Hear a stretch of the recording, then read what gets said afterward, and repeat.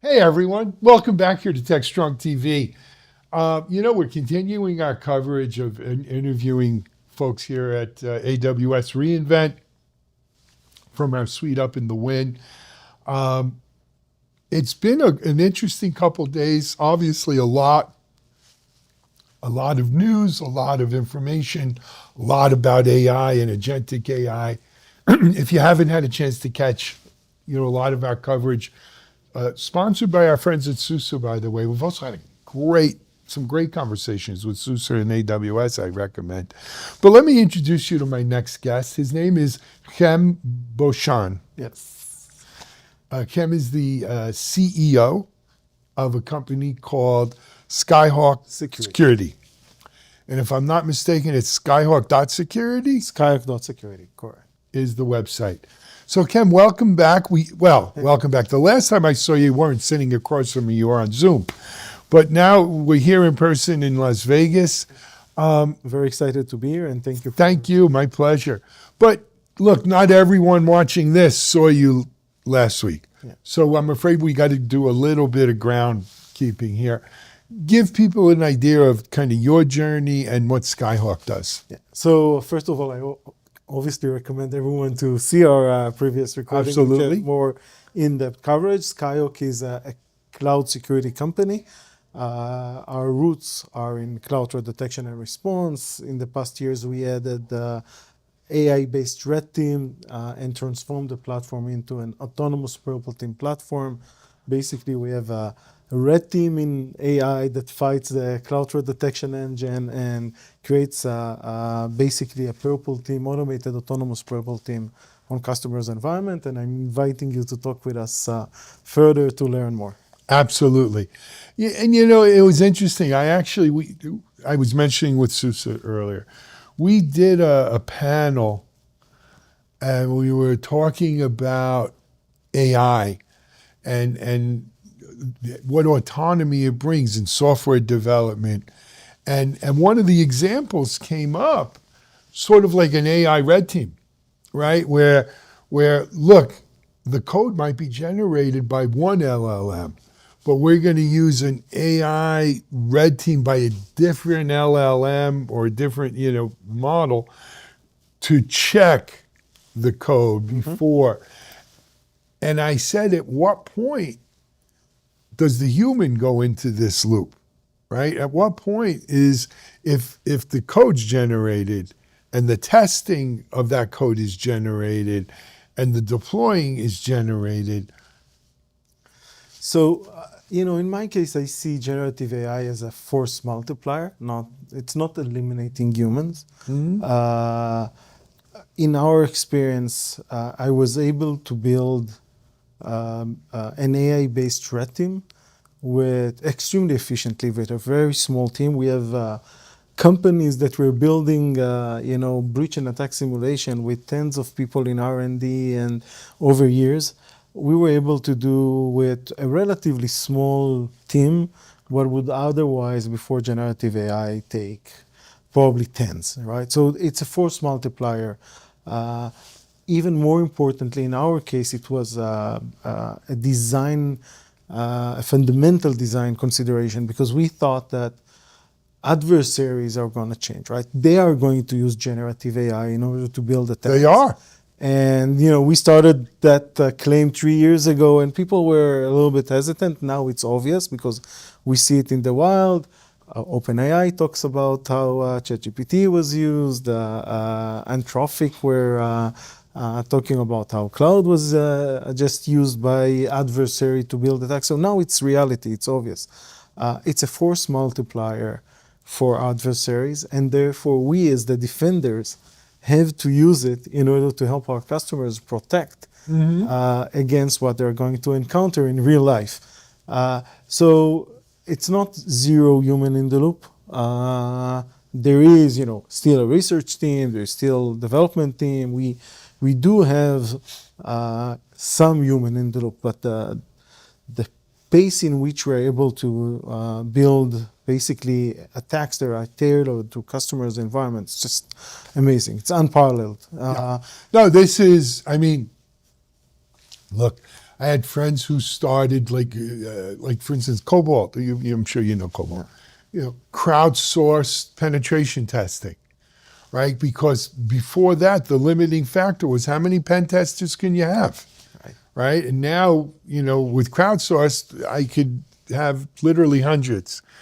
But even that's not enough in today's world where we're talking scale. Right. And that, you know what, again, something that I spoke about on a bunch of the talks over the last couple of days is there's scale and then there's scale.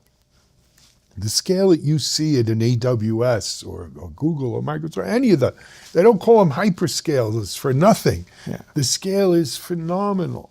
Yeah, and it's the scale and it's also the velocity, you know, that we see that Yeah. the time from initial access till impact shortened from months to weeks to now less than an hour. Right? It used to be that you would have adversaries in your environment for days or weeks before they would make their lateral movement and the negative impact. Now from initial access to negative impact, less than an hour. It's crazy. It's the industry statistics. Yeah. And it's crazy. And it's going down from there too, I imagine. Ken, when we had you on last week, it was right around the embargo lifting on this announcement Right. that you guys made. Again, people may not be familiar. If they are, great. But let's go over it again. Let's go over the announcement. And now that you're here and you've had a chance to kind of have it get some legs with people, let's hear what you're hearing. Yeah, so we basically announced adding agentic AI into our platform to help with security validation. To understand that statement, there's some background that I need to repeat. As I mentioned, we are providing a purple team platform. Basically, we have the detectors that are continuously being fought by an AI-based red team, generative AI-based, that builds customer-specific attacks against our defense engine. But by that, we were able to show customers the true weaponized risks and how our system would detect that incident when it happens, and how the alerts, how the CDR portion of the system will look like. That was well received by customers, and they basically said, it's amazing, but we also have other security controls in our environment. And apart from seeing how Skyhawk will react to that incident when it happens, we also want to make sure that the rest of the security controls we have in the environment will properly behave. To do that, that's where agentic AI, the new addition we just announced, comes in. Instead of just providing security control validation of the customer-specific risks and our detectors, we are now learning with agentic AI framework, basically learning everything that the customer have in the environment, their SIM solutions, their EDRs. Basically, we're learning everything that they have, and we show them how their ecosystem of security will behave when a weaponized risk will materialize. That helps them do a few things. First of all, it prepares the SOC. So it creates an automation of basically verifying that you have all the right detectors. You can almost do a continuous tabletop exercise so that the SOC knows exactly when they see that sequence of events fired, that it's a true positive that was pre-verified. They already know how to respond to that. And again, we're now doing that ecosystem-wide on the customer's environment and integration with Splunk, with CrowdStrike, that we were doing in order to provide customers full coverage. Love it. You've been here a couple days now. What's the feedback been? What are you hearing? What are you seeing? So first of all, customers are really, really excited. Even my own customers, not just Existing ones, right. existing customers are extremely excited about what we announced. It came from customers' feedback, so that's obvious. We Always a always good thing, right. listen to customers. They teach us more than anyone else. But you know, the traffic at the booth was amazing. The reactions were good.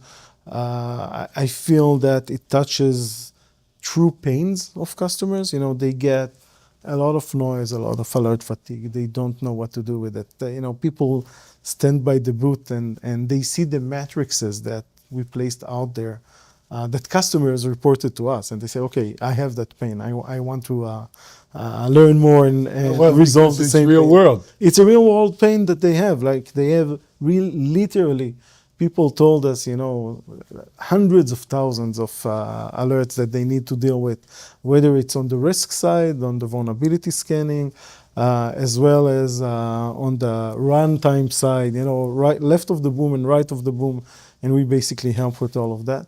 I must say that if you look on the announcements that were made this week by AWS and others, different places of the stack, but generally the same messages of AI agents that are, doing analysis, each one on their own layer, talking about noise reduction, about the ability to use AI agents in order to provide security. So I think you see in different places of the stack exactly the same messages that are being conveyed to customers, which means there is a pain that the industry experience, again, in coding, in cloud infrastructure, in vulnerability management. We see it all over.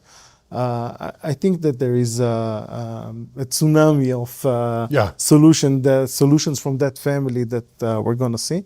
And I'm happy that we were there 3 years as innovators and thinking about it. It's always nice to be, early in that, Yeah. in the movement. This will be over tomorrow. What's next for you at Skyhawk? So first of all, we're going to continue to listen to our customers. They tell us, the best where we should head next. I think that what we have right now is really innovative and probably 2 or 3 years forward of where most of the market is. Our approach at Skyhawk was to create 2 major innovation every year that we announce. And we'll continue to do it, with the agentic AI simulation and verification. I think we mentioned it in our previous conversation. Right. One of the things that we can do is also become a recommendation engine on what else to add in order to close gaps. So, these are areas we can expand to.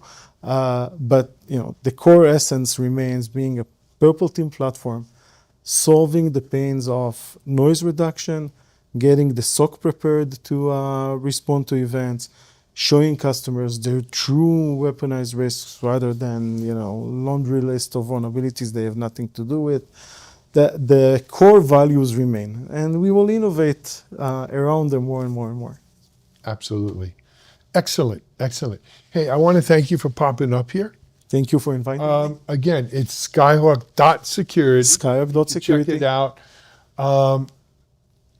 I think you said you were going to be at RSA, or We usually do every year. Yeah. maybe we'll be doing this on Broadcast Alley there. So hopefully we'll see you then. Looking Keep forward it up. A pleasure. Pleasure. Thank you very much. Skyhawk.security. Check them out here at AWS reInvent. We're going to take a break. We have more coming today, and of course a full day tomorrow. So stay tuned. You're watching Techstrong TV.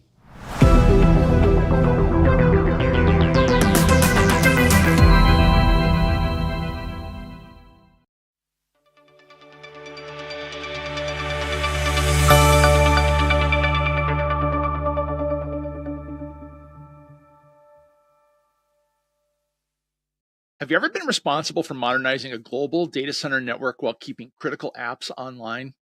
Nokia's IT team did just that. They performed a brownfield migration from a mixed legacy fabric setup to an automated fabric in multiple data centers composed with Nokia's SR Linux and their event-driven automation management system, EDA.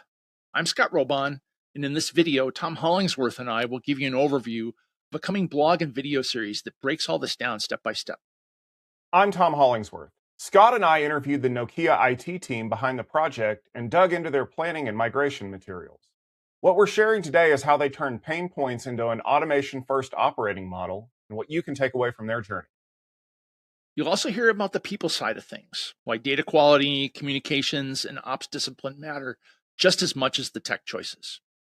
So let's set the scene. Over time, Nokia's network and data center environment grew organically. different pods, different tech stacks, different operational patterns, adding stuff here and there over a long period of time. And with that came the usual friction: non-uniform designs, too much manual work, limited traceability or rollback, and tools that just didn't talk to each other. This all had impacts on the operations of the business. If you lost application heartbeats for just a couple of seconds, you could have a database go down, taking 2 hours or more to recover. And if you disrupted factory operations, you could easily cause a $500K or $1 million loss per incident.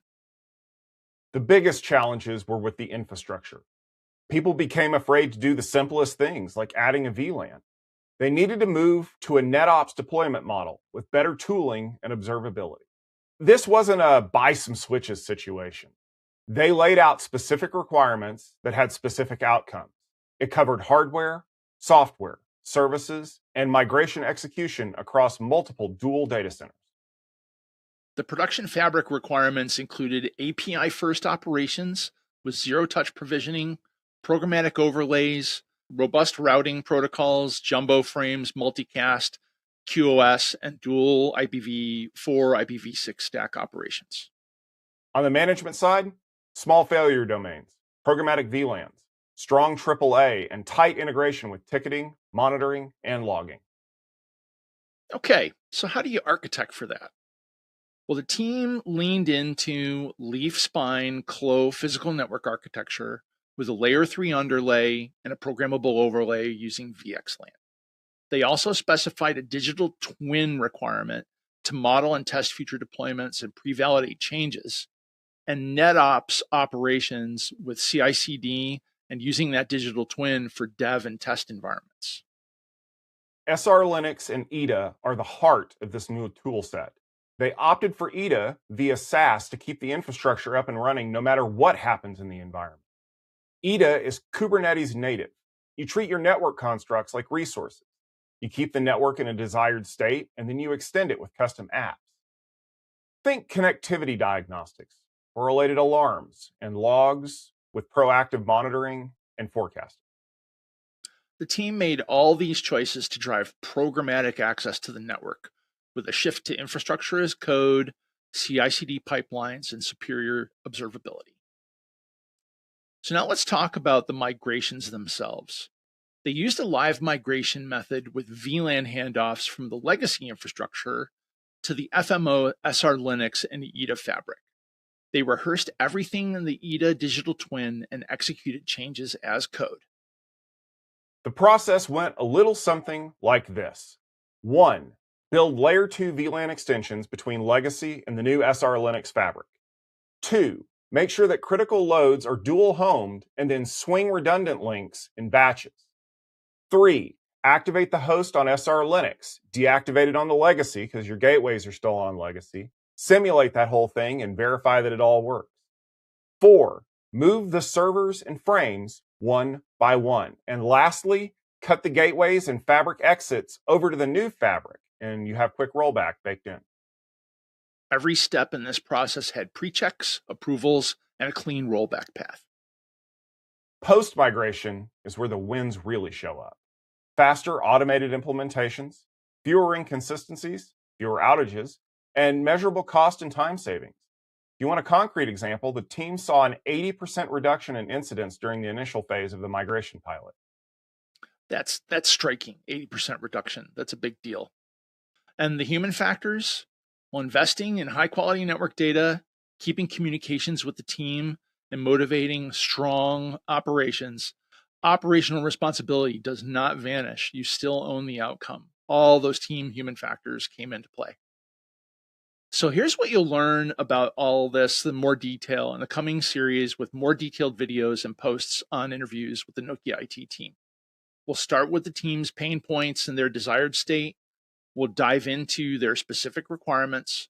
We'll take a closer look at the target architecture with SR Linux and EDA. We'll walk through the live migration method, and then we'll wrap up with speaking to the long-term day 2 ops and desired outcomes. Be on the lookout for posts on Techstrong. We're going to look forward to going through all of this with you. I'm Scott Robon. I'm Tom Hollingsworth. Thanks for watching.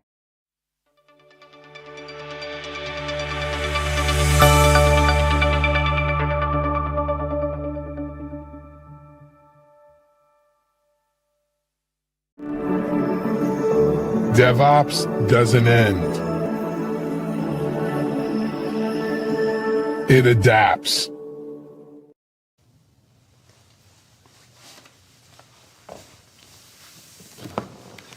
Hey everyone, it's Shimmy, and welcome to Shimmy Says. You know, if I had $1 for every time someone declared DevOps dead, I wouldn't need this gig. I'd be off in a beach somewhere with a bad Wi-Fi connection and drinking some really good drinks. But yet here we are, again. It's a never-ending story, talking about DevOps and DevOps being dead. And that brings me to Shimmy Says.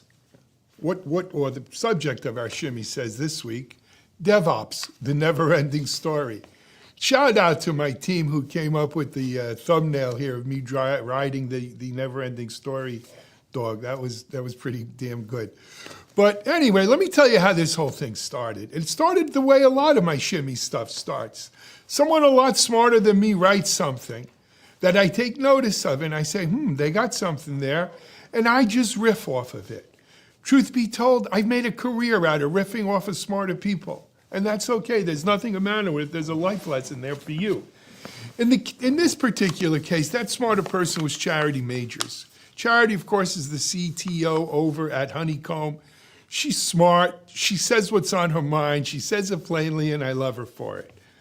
Charity wrote a blog post recently titled, "You Had One Job, Why 20 Years of DevOps Has Failed to Do It." And it was a little bit of an indictment of DevOps, right?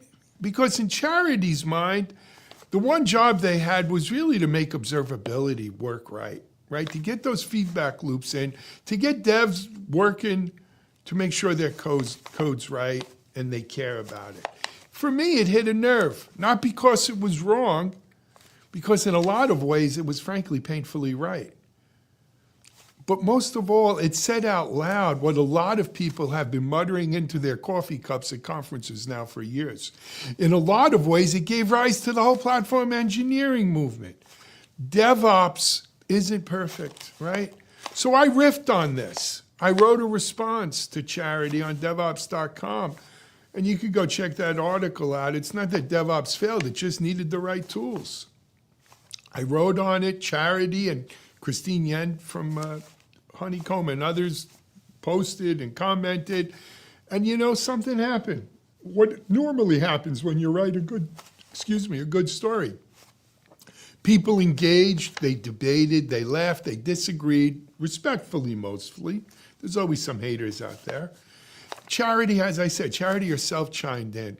And instead of this turning into yet another, hey, DevOps is broken pylon, it turned into something better, an actual conversation, thought-provoking. And that's when it really kind of hit home for me and why I decided to do Shimmy Says on it this week. For all the marketing noise, for all the this replaces DevOps decks we've had to sit through and suffer through, for all the hot takes designed to sell you something shiny, you know what? DevOps is still here. It's the never-ending story. It may not be perfect. It definitely ain't finished. But it's very much alive and breathing and evolving right before our eyes. But look, let me make something clear to you, and let's be honest, because this is really important. Anyone who tries to tell you DevOps was perfect and works perfectly is selling you something. They're probably trying to sell you a DevOps platform, or maybe just a framework, or maybe some roadmap slides with way too many arrows in them. We've seen that in the infinities and all that. Here's the facts. I've been doing DevOps.com since 2013. DevOps has always been messy. It didn't come with a clean definition. There was huge arguments over that. It didn't come with some cute manifesto that everyone could agree or disagree over. It didn't even come at first with certification paths and maturity models in those early years. I know. I helped start the DevOps Institute. I co-founded it. And a lot of people were very upset about this sort of nebulous, you couldn't really pin it down kind of thing. They wanted rules, they wanted boundaries, they wanted guardrails. They wanted to know if they were doing DevOps right. And a lot of arguments about it. But you know what turned out? That ambiguity, that discomfort, that squishiness, that, my friends, was the feature, not the bug. Because while we were all arguing about definitions, DevOps was busy doing something else. It was working. Not perfectly, imperfectly for sure, but it was working. It changed the conversation. It changed the nature of the game. It changed what we were doing. As Charity herself chimed in, careers were built around it. My career, her career, and countless others. Teams were transformed by it. Companies shipped faster, failed better, and occasionally we all learned something. Whole markets and ecosystems, fortunes made and lost. Mine included, Charities included, as I mentioned, and so many others. So for a whole lot of people who are going to be watching this right now, we didn't have the tools then that we have today, that's for sure. We didn't have the platforms that we have today, right? Platform engineering, IDPs, the DevOps platforms like JFrog and Harness. We didn't have automation. We didn't have observability. We didn't have guardrails. We sure as shit didn't have Gen AI or agentic AI. But you know what we did have? We had DevOps. And that was enough. Now let's fast forward to today, though, guys. DevOps didn't get replaced. It's not roadkill. It didn't get killed. It didn't quietly fade away like old soldiers. It adapted. It latched on to things like cloud native. We have cloud native without DevOps. It embedded itself. It's part of platform engineering. Platform engineering grew out of it. It wrapped itself around SRE. It took security in and made DevSecOps, and AppSec now is sort of DevSecOps, and supply chain security and all that. Hey, it grew up with Git and GitOps, and now, of course, it's showing up everywhere in AI, right? DevOps and AI go together like peanut butter and chocolate. You see, because the key is it's almost like a kung fu jujitsu kind of thing. DevOps doesn't fight new movements. It absorbs them. It evolves. It mutates. It turns your energy against it into energy for it. It just keeps chugging along, which is why I love the line that keeps bouncing around in my head lately. A riff, I heard this originally from Andrew Clay Schaefer at a DevOps Days, and he said it many, many times. He said it different ways over the years, but here's the thing. We may be finally getting the DevOps we deserve. Andrew always said the DevOps you get is the DevOps you deserve, and I think we're on the cusp of getting the DevOps we deserve. Think about that. Think about it for a second, guys. Not the DevOps we were promised, not the DevOps certainly that the vendors have been marketing all these years, not even the DevOps that the conference keynotes hyped and promised us and cajoled us with. It's the DevOps we deserve. Because DevOps at its core was never about the tools, it was never about the platforms, it was never about the pipelines, it certainly wasn't about YAML, thank God. DevOps was always about humans. It's about how we work, it's about how we collaborate, it's about how we handle failure and learn from it and iterate and reiterate. It's how we share responsibility, it's how we learn or don't learn. At its core, it's about humans and how humans change. That's how DevOps change. As teams evolves, that's how DevOps evolves. And that's why, my friends, it's still here. That's why it refuses to die like some zombie or Frankenstein monster. And that's why every time someone declares DevOps is dead, I hear a little bell like from the Jimmy Stewart movie, It's a Wonderful Life. Because they sound like someone yelling on a street corner, yelling that email is dead while checking their inbox. So yeah, DevOps ain't perfect. DevOps has its blemishes and its warts. It didn't magically fix everything. It never worked as good as they promised it was. But here we are almost 20 years in. We should be further along in some areas, that's for sure, but we're not. All of that's true. But don't let the noise drown out the signal, because here's the part that gets lost in all that noise, guys. DevOps has stood the test of time. In an industry that loves reinventing itself for nothing more than reinvention's sake, DevOps has endured, not because it was perfect, but because it was adaptable, evolvable. Because at its core, it's human, it's about humans, and humans are adaptable. It didn't insist on being one thing to all people. The DevOps you get is the DevOps you deserve. I'll say it again. Honestly, I'm excited, guys, because for the first time in a long time, in this new era we're dealing with AI, agentic AI, generative AI, all these, things we're on the cusp of, we actually have tools that can make the dream alive, keep the hope alive. They can support the intent, if not the actual pieces of this of what DevOps is. They are going to promote DevOps, not replace DevOps, because DevOps will keep doing what it does. It'll absorbs. These tools that amplify DevOps, instead of pretending they invented it, that's where it's at right now. So no, this story isn't over. As it says in the movie, if you've ever seen the movie, and I love that movie, The Never-Ending Story, this, my friends, is only the beginning. It's not even close to the end. DevOps isn't dead, it's not finished, and it's definitely not done surprising us. It truly is the never-ending story.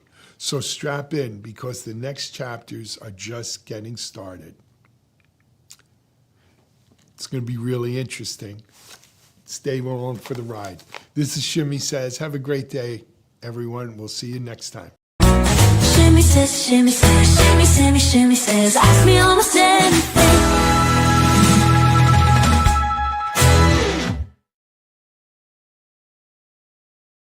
Observing snowflakes, hitting a memory wall, Sovereign OpenShift, Delinea gets strong, Cloudflare goes native, FCC is pumping up the power, OpenAI is getting with Cerebrus, and are we rushing ourselves into an insecure AI future?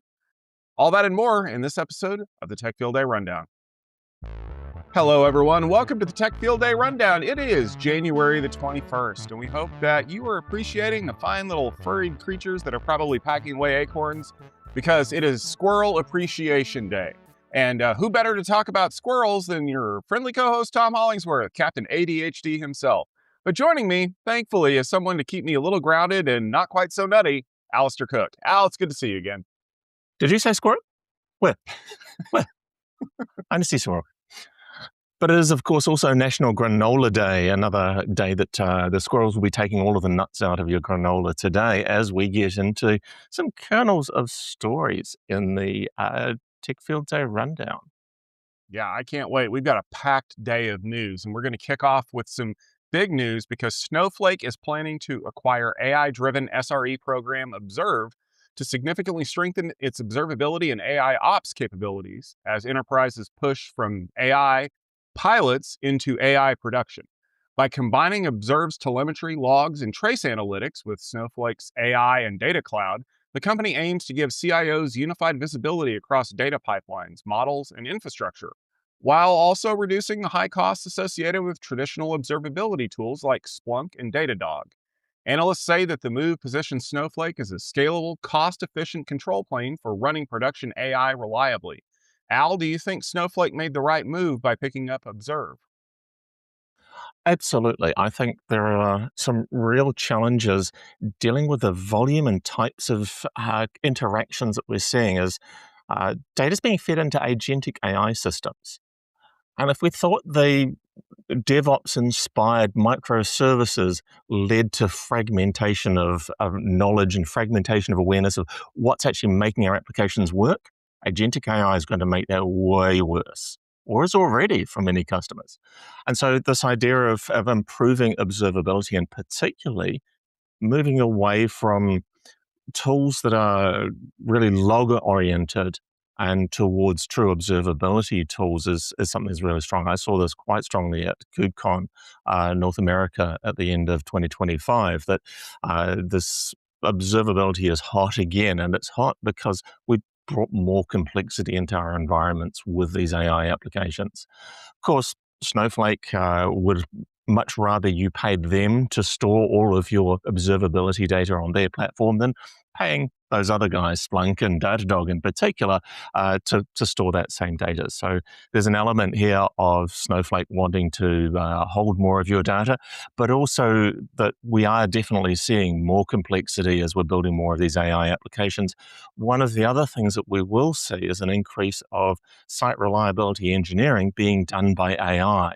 So the AI SRE was another big topic at KubeCon, and this is the path that Snowflake is going to head down, is automatically resolving issues that appear in your AI applications based on this observability knowledge. And you're going to need quite a lot of observability data in order to be able to drive those AI applications to help us. So, yep, this is absolutely a good thing. The only challenge, of course, is that there are a whole bunch of other really good observability tools around. And if you're a Snowflake shop, maybe you'll use Observe with Snowflake rather than necessarily getting something that might suit your use case a little better, just because you've got access to Observe through an existing contract rather than having to build up a new contract. Time will tell whether Observe actually bests some of the other observability tools and AI SRE tools that are coming to market. We'll be watching this closely and keeping track of how the AI SRE actually plays out and getting good data into your AI as well. There is, as we know, a global shortage of DRAM driven by all of the DRAM vendors switching to high bandwidth memory to fulfill all of those AI demands. The shortage is expected to push firewall prices higher in 2026 and squeezing both customers and vendors alike. Analysts are saying rising memory costs are already cutting into margins at major firewall makers like Fortinet, Palo Alto Networks, and Checkpoint, with some vendors raising prices to offset the impact. As next-generation firewalls require more memory to hold all of that more state, pressure from surging DRAM prices is likely to intensify, and costs are going up. I'd like to see more value as costs go up, but I don't think that's what we're getting here. No, that's not what we're getting at all. You know what we're getting? We're less likely to get a firewall that we might need. And one of the reasons why that's happening is a little thing called supply and demand. Because as we know, there is no more supply of DRAM. Somebody somewhere, I won't name names, went out and bought most of it. We live in a market where one or two companies can go out and buy almost all the DRAM that's available and convince other manufacturers to switch what they're making. Yeah, we'll come back to that. The problem is that appliance models that we've been producing, like next generation firewalls and more advanced IDS, IPS boxes and things like that, are no longer powered by high-speed ASICs with relatively dumb processing capabilities. Instead, they are almost all based on similar SDN x86 architectures that require a lot of RAM to be able to hold the contents of those packet flows in memory to be able to process them. Okay, you're following along, right? Boxes need more memory. Where are they going to get it from? Because this isn't like any other problem where we could just manufacture something out of thin air. We literally are manufacturing as much RAM as we could. And we've seen this happen many times in the past. If you're old enough to remember when they had a fire at one of the manufacturers over in the Far East, that actually caused a memory price spike for about 6 months. And that was when we knew when the shortage was likely to end and what had caused it. Here, we don't know when this is going to happen. I mean, Corsair's already come out and said they're not going to sell consumer DRAM anymore. The problem is that the knock-on effects from these decisions cannot be seen. Okay, they can't be seen by people on Wall Street. They can be seen by people like us because we're sitting here going, yeah, laptop prices are going to go up, phone prices are going to go up, firewall prices are going to go up, pretty much anything that uses RAM. You think I'm kidding? Your fridge uses RAM. Your washing machine uses RAM. Anything that has a computer board in it uses some form of RAM.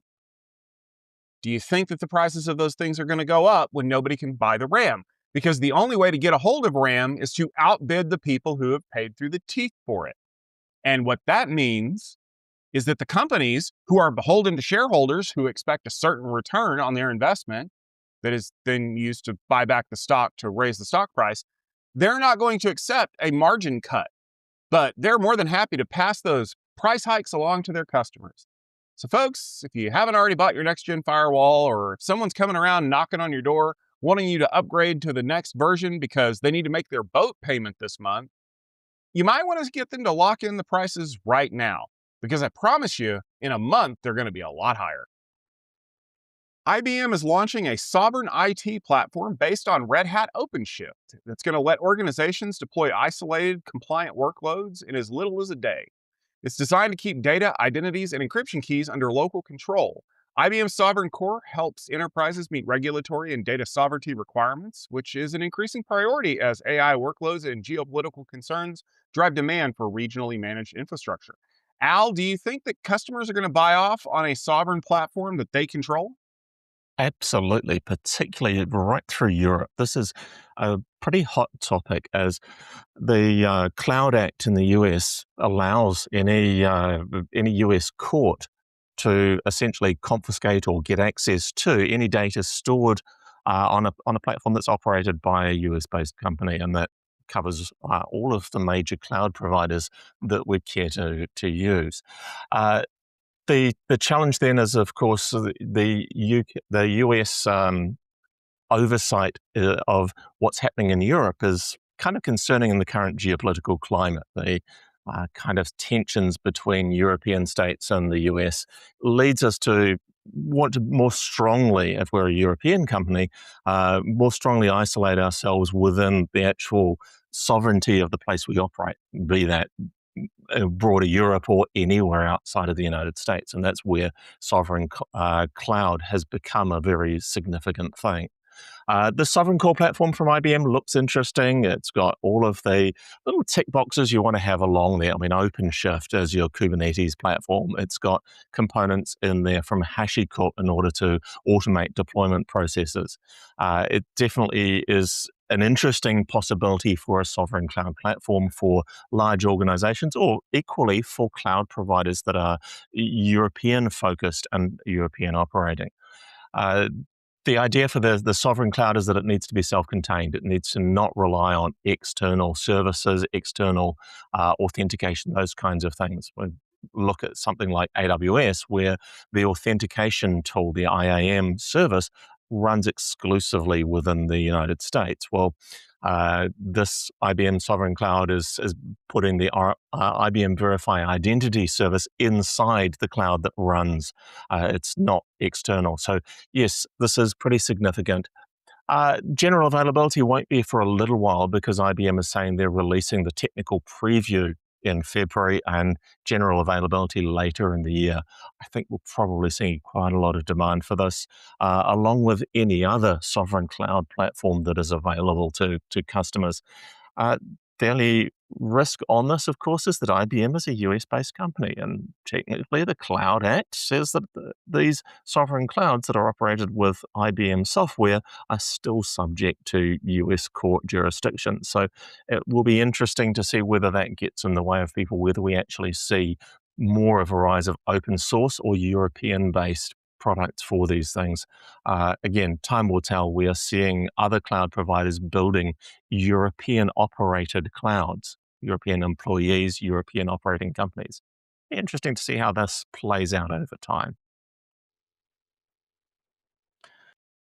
Delinea is acquiring Strong DM to expand its privileged access management capabilities into IT infrastructure.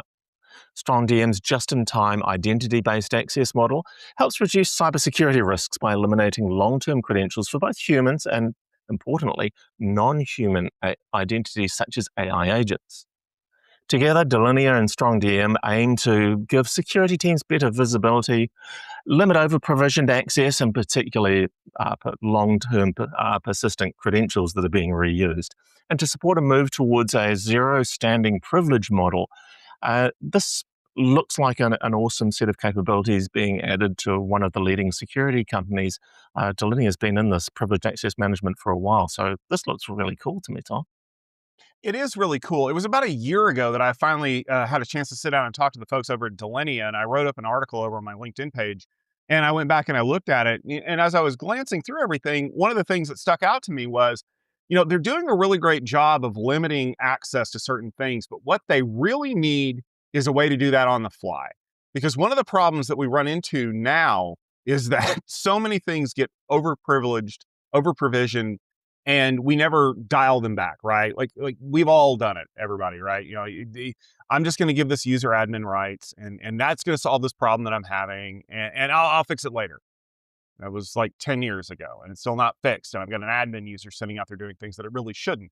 The same kind of people who run as root on a Linux box all the time. What's the worst that could happen? I have a list of all the worst that could happen. If you would like it, I'll make sure to send it to you. Now, what this is a great way to integrate what StrongDM is doing into things like Delinia's remote access system, right? So you can have a PAM module like fire up on the fly and give a contractor access that they need, and then close it down right away when they're done, and you don't have to worry about it, right? Like this thing can automatically do things that need to be done, and I think that that's a piece that Delinea really needed, and I know they're really excited about it. They sent over the press release, and I read through it. I was like, yeah, this is exactly what they need, and we're starting to see this shift, right? More people are starting to integrate these pieces together to provide an all-in-one solution, and we see this a lot in the industry, right? We have these big solutions that are great for a while, and then maybe one of the parts doesn't get updated as soon as they could. And then we fall back to the other extreme of no, everything needs to be a third-party integration where, one company does something really, really well, and this other company does something really, really well. We're going to integrate the two of them, and that works until the companies stop talking to each other or the integrations don't work the way that they're supposed to. But in the security space, I think why it's valuable is by having one central authority that you go to, it gives you the ability to kind of mold the solution the way you want it to without having to figure out all of that interconnection, interplay that needs to go on. So I salute the people at Delinea for doing this, and I can't wait to hear more about how StrongDM is going to, help them build to an awesome future for people that are trying to just basically keep people from getting into places that they shouldn't. Our friends over at Cloudflare decided to acquire AI data marketplace Human Native to help build a fair, transparent system for compensating content creators whose work gets used to train AI models. The deal supports Cloudflare's broader effort to protect the open internet by giving creators control over how their content is licensed, monetized, or blocked from AI use, while also providing AI developers with legally licensed, high-quality training data. Al, it sounds like this is the best of both worlds for people that want to advance AI.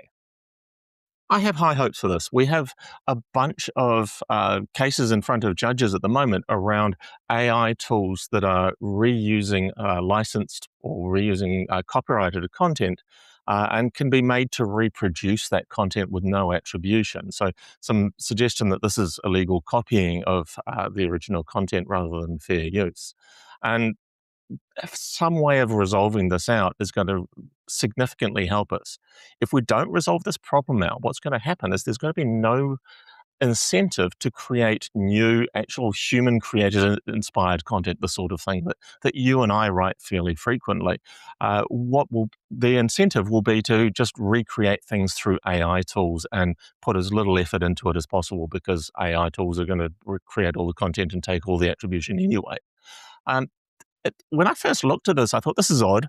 A content delivery network is getting into a marketplace for content, or at least for the creators to get paid for AI. And I thought it was a little odd until I remembered Cloudflare's job, Cloudflare's mission statement is not to be the best content delivery network in the world. Their mission statement is to build a better internet. And in that context, this is exactly the right thing for Cloudflare to be doing. Working on ways of making sure that there is an incentive for people, content creators, to continue to create inspired, unique content that is valuable to people who wish to consume content, not just AI slop that has been overwhelming the internet recently. So I really hope that this is successful. The devil is going to be in how the heck you make it work.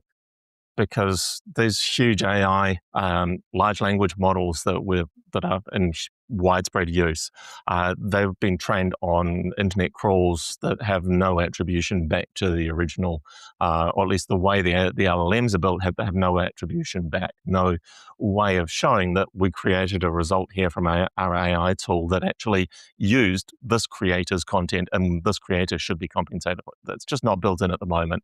Adding it afterwards is going to be very difficult. There's not a huge incentive to the LLM builders to give that attribution. In fact, there's a huge incentive to not attribute anything that your LLM creates to the original content creators that inspired it. That's just, let's go walled garden and lock you in. And that's exactly what Cloudflare wants to break us away from, escape from. And it's a great thing. I wish them very well. I don't have high hopes that they'll be very successful, but I really hope they are. The FCC is set to approve a new class of high-power Wi-Fi for outdoor use. It'll be in the 6 gigahertz spectrum, and it's been long advocated by our Wi-Fi specialists. People who come and join us at Mobility Field Day will have been asking for this. Change is expected to deliver faster and more reliable connections for technologies like augmented or virtual reality, as well as IoT devices, and generally getting into large open outdoor spaces more easily, but also with some fencing around it, because of course the longer range your device has, the more likely it is to cause an interference, and that needs to be built in. Consumer groups say the decision strengthens the unlicensed spectrum use and will be very beneficial for everyday users. Where are we going to see this, Tom? Is this going to be making our internet connectivity at a baseball game better? It might, but the other thing you got to consider is it's going to make the device throughput a lot better, and it's going to make coverage a lot better. So for those of you who don't know and have never dealt with the way that a standard gets processed, here's basically what happens in Wi-Fi. The FCC says you guys can use this chunk of spectrum, right? So we had 2.4 gigahertz, which is the same frequency as your microwave. We had 5 gigahertz, which is the same frequency as a radar station. Well, in the case of your microwave, yeah, we don't care. By the way, that's why you don't put your access point on top of the microwave, because when someone warms up their fish for lunch, it causes the Wi-Fi to go down. The 5 gigahertz band was really interesting because there are radar towers that operate there.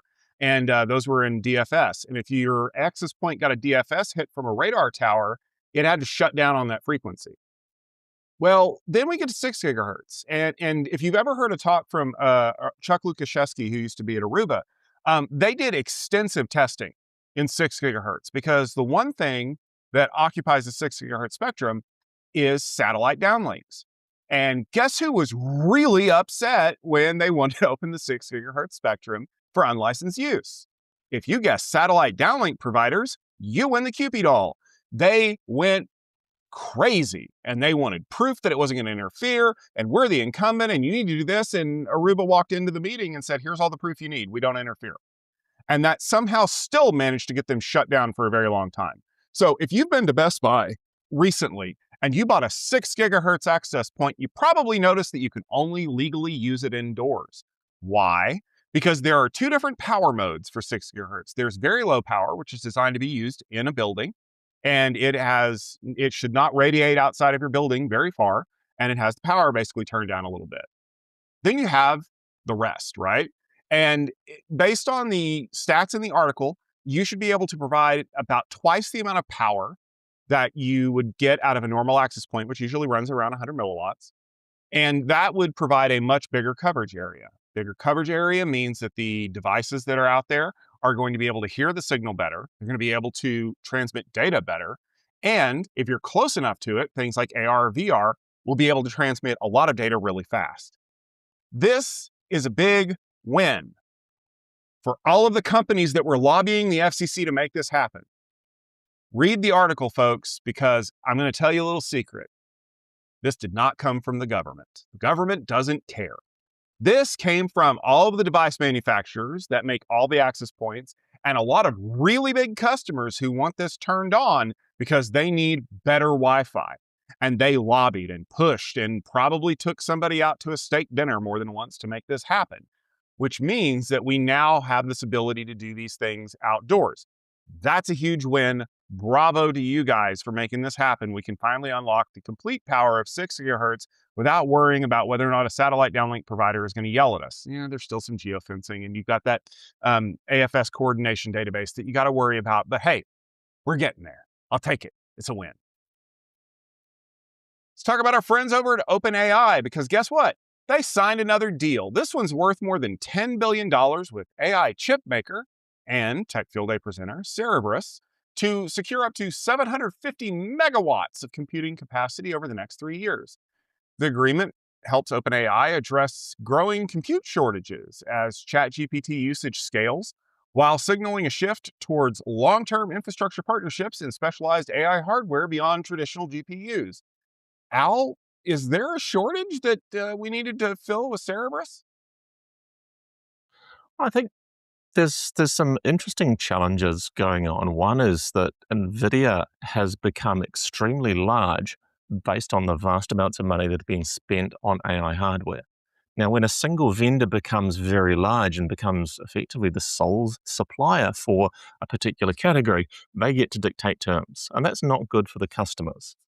In this case, the large AI vendors like OpenAI.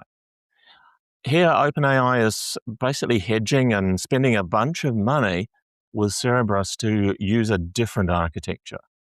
So whilst NVIDIA is using GPUs, and they're sort of, one of the interesting things is looking at the physical size of these, and that's one of the things that Cerebras really focuses on. These NVIDIA GPUs are, I don't know, teacup sized. What's the US measure for something that's, hand size or palm of your hand size? Smaller than that.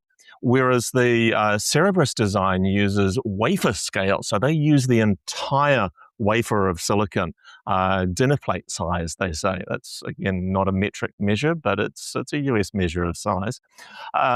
These much larger devices, it's not a chip because it's the entire wafer, can process large AI models much faster than the individual GPU-based systems can. It has a much larger capacity just on that single unit. So this is an interesting move for OpenAI to say we're not just going to use NVIDIA chips, we're also going to second source, and we're going to second source at pretty big scale. As you said, this is a $10 billion deal over a few years to buy the 750 megawatts worth of computing capacity. It's not just a second source to make a tick box on the audit sheet. It's a second source to make sure that NVIDIA doesn't have complete dominance of how these AI companies can actually build their infrastructure. I think it's a great thing to see. And generally, I think we do need to see innovation in the types of accelerators that are being used for AI. And my AI infrastructure field day event next week, we'll be looking at some of the issues around building different types of AI infrastructure for different workloads, whether it's the massive training or the inference stages. These are different types of workloads, and different types of chips make a big difference, particularly at the sorts of scales that OpenAI works at. This, incidentally, is not the beginning of the relationship between OpenAI and Cerebras. Sam Altman was an investor in Cerebras previously as well, so he's been staying pretty close to this, making sure that he got some inside news as Cerebras was progressing. It's a great thing. I really like that this is happening, and I hope we see more than a couple of chip vendors or chip designs that can actually deliver great things for our AI infrastructure, for AI applications as they scale. Speaking of AI applications, we got some interesting news that we wanted to take a little bit of a closer look at. There's specifically a critical vulnerability in ServiceNow that shows that a rapidly and possibly somewhat carelessly deployed AI can turn into a major security threat. A rushing out agentic AI into production without proper authentication, authorization, and guardrails around it. Organizations can produce a new attack surface. And these things can bypass all of the conventional defenses. AI agents need to work in a zero trust model. They need to be set up with least privilege and all of those good security things. that maybe we short circuit because we're in a rush to get our AI things out. And that certainly happened for ServiceNow. But this isn't the first, this isn't going to be the last story around AI agents that are deployed out in an insecure way. And I'd recommend you take a look back at a video that Fortinet did with us at Cloudfield Day 24, where they illustrated just how easy it is to get an AI application to help you to hack itself. In their demo, they prompted the AI application, this poorly secured AI application, to tell them how to hack into it. And this is not normally how attackers work. Normally, attackers are very smart and already have some idea of how they're going to compromise your system. Well, if you give them an AI that knows about your system and you don't protect it enough, the AI will absolutely help them to attack. So it's absolutely a risk. The security of your AI system is a really significant problem if you don't address it before it's deployed out. I mean, this particular CVE was listed as a 9.3 out of 10 severity, and it's in ServiceNow because they had done some very fast and a little bit loose moves that ServiceNow should know not to do, shouldn't they, Tom? Well, you would think that. Shout out to Jack Poller for sharing this on securityboulevard.com because it was a heck of a read. CV 25 or 2025 12, what was it? 12, oh, whatever. 420. You know what we're calling it? We're calling it Body Snatcher. That's how you know it's important. It got a name. This one was nasty, 9.3 out of 10. It allows anybody anywhere to impersonate one of your admins with just an email address. Does that sound like a control you want in your system? You're probably thinking to yourself, well, who in their right mind rolled this out to production? We don't know. But that's part of the problem, right? Is you've got, on the one hand, the traditionalists who are like, let's not do this too fast because we've seen what happens when things break. And we've been in the data center at 2 a.m. when it's an all hands on deck. Oh my God, things broke problem. I was just listening to an episode of the Packet Pushers podcast from our friend Scott Robon, Total Network Operations, where they were talking to a guy who from Intel, where there was like you could send a malformed packet to an Intel networking card and basically shut it down. And he's like, yeah, I had to miss a Soundgarden concert to be in there to fix that problem. Well, then on the other side, you've got these, I'll try not to say bad words, but you got these people who are like, oh, we'll just code it, vibe code it and push it to production, and we'll just solve the other problems. You know what that reminds me of? Well, hey, I know there's a leak in the tank on the space shuttle. Just launch it. We'll fix it in orbit. How hard can it be to fix a space shuttle? Pretty hard, actually. Here's a problem, and we talked about this last week when we talked about Palo Alto Shield framework. Security is something that you have to think about at all times. Do not trust this to a vibe-coded thing. Do not trust this to a DevOps team that is just pushing and rolling and doing stuff. And I have talked to a ton of people over the last couple of years that are trying to integrate these kinds of checks into the development process so they don't escape into the wild. Those companies are even more important now because when you code an agent and you kick it out the door, like a baby bird falling out of the nest, it, like you said in the intro, if it doesn't know that it's not supposed to tell people how to hack it, it won't. Here's another thing. We do not let our users have privileged access everywhere. I just talked about that in the Delinea story, right? What about your AI agents? Do you put a horizon on them? Or do you just assume that they're like the backup operator's account? Nobody ever logs into it. There's no problem with it having complete and total access across my entire environment. Yeah, all of the backup people just cringed. You cannot push code out the door without a lock on it. I'm going to draw a line in the sand right here with a big GPU that probably costs like $20,000. If you listen to Security Boulevard, the podcast that I do with Mitch Ashley and Fernando Montenegro and Alan Schimmel, we talk about this all the time. Like, you cannot just throw AI at a problem and take what it gives you and not use your brain. You've got to look at controls. You've got to have lifecycle management. You have to keep your eyeballs on that thing. And you know how I know that the people who are doing this are probably pretty young? Because they've never been around a toddler. because toddlers you have to keep your eyes on constantly. I feel like anybody who's writing controls in an organization should have to spend a week with a 2-year-old, because I promise you, the minute it goes quiet, the minute you turn your back, they are into something that they shouldn't be. And if you can figure out how to put baby gates up and put locks on things, now you're ready for the big time, folks. What do you think, Al? Think we need to put them all with some toddlers and figure this out? You know, I feel bad for the toddlers. Having vibe coded controls around the toddlers is not something I think I want to see. Uh, but as you say, Jack Poller makes the great point. You know, you can't add security from orbit as it's going along. In fact, the only way to be sure is to nuke it from orbit, and that's what he's suggesting. You stop this move to try and push as many AI features as fast as you can, because when it breaks stuff, it's going to break your entire organization. This particular ServiceNow vulnerability that got deployed around October time for hosted instances, it's huge. It is a really big problem.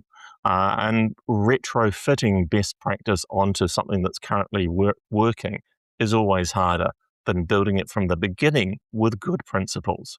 And fundamentally, this is just about having good principles, but it's about understanding that your AI is very similar. I mean, particularly an agentic AI is very much similar to having a minimum wage person who is working inside your data center. And they have no loyalty to you unless you give them very strict guidance. They can misbehave, and that's an absolute concern for anybody that is running agentic AI. You should absolutely be starting from the beginning, as with all applications, starting from the beginning with a security basis.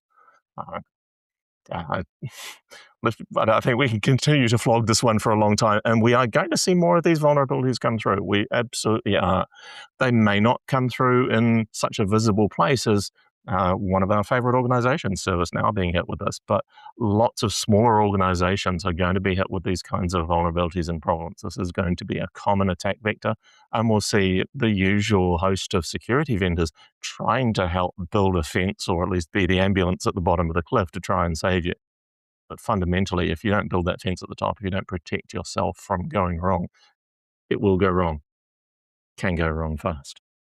Something that doesn't go wrong, of course, are the Tech Field Day events that we're running throughout the year. I'm feeling a little stressed at the moment because I have a big event coming next week with the AI Infrastructure Field Day event running January 28th to 30th. I'll be out in Santa Clara with my delegates as well as with my sponsoring companies. Got a great lineup. We've got 2 different business units from Cisco. We have Fabrics AI as well as Excite. Have Solidigm, Hammerspace, and Forward Networks all presenting through those 3 days. Plus, we also have a presentation from Brian Martin talking about some research that the Signal 6.5 team within Futurum have done. And I'm also going to give a little bit of coverage of some recent reports written by the analysts at Futurum Research that are around some of the security challenges and some of the other data challenges for building AI infrastructure. Looking forward to a great few days there and spending time with the awesome people that are the Tech Field Day delegates. I'll be back in Silicon Valley again for Cloud Field Day 25 in March. That's running the 11th and 12th of March. We're building that one out as well. We have some nice companies talking about excellent things that they're doing in cloud, and really learning more about hybrid multi-cloud and data management across those kinds of spaces. Following that, of course, Tom, you have an interesting new event that we're going to. You're right. We are going to be doing Tech Field Day Extra at RSAC for the very first time. Now, for those of you who don't know, it is RSAC conference. It is no longer the RSA conference. That got spun out a few years ago. We actually just recorded a really great episode of Security Boulevard where we talk about Jim Easterly being the new CEO of RSAC. Make sure you check that out when it goes live here very soon. But we are going to be getting some great presentations from Veeam, Object First, Commvault, and more. And I'm going to be there. I'm going to be hanging out with some of our friends. The folks from Techstrong and the Futurum Group are going to be there. You know, my co-hosts for my other podcasts like Alan and Fernando, and Mitch. We're also going to see some of my friends like Wolfgang and JJ, and people from the security industry. If you know who they are, right? Because otherwise, they're super secret hacker hoodie people. But whatever, we're going to be there. It's going to be fun. We're going to be there the whole week of RSA. I'm going to see what kind of fun I can get into, and I hope that you're able to join us too. Just like I'm glad that you're able to join us for this week's episode of The Rundown. We publish these new episodes every Wednesday. We do it on YouTube. We also do it in your favorite podcast application of choice, no matter where you subscribe. We love that. Subscribe to both. The Rundown is also streamed on Techstrong TV. You can make sure you check us on all the other stuff that we do for Techstrong and Futurum Group, whether it's other podcasts that we do or other events that we're at, like Al's going to be at next week. Speaking of which, when we come back next week, I'm going to have a new co-host because Al's going to be enjoying sunny California. And we'll be back to talk about all of the tech news that happens. And we might even talk about all the cool stuff that's happening at AI Infrastructure if you're not able to tune in. But until then, for myself, Tom Hollingsworth, for Alistair Cook, and for everybody across the nation, thank you so much for tuning in for this week's episode of The Rundown. We'll see you next week.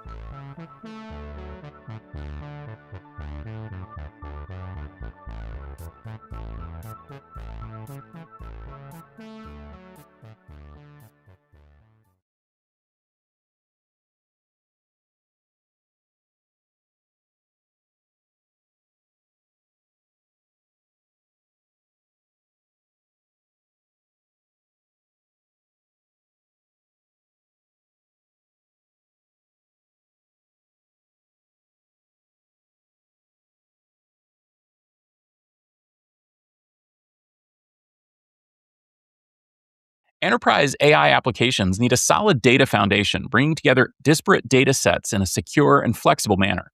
But despite years of effort, most businesses still have a diverse data environment. Before we will see the value of AI in enterprise applications, we have to solve the challenge of data access. And that's what we're discussing today with Ken Yegan of CData.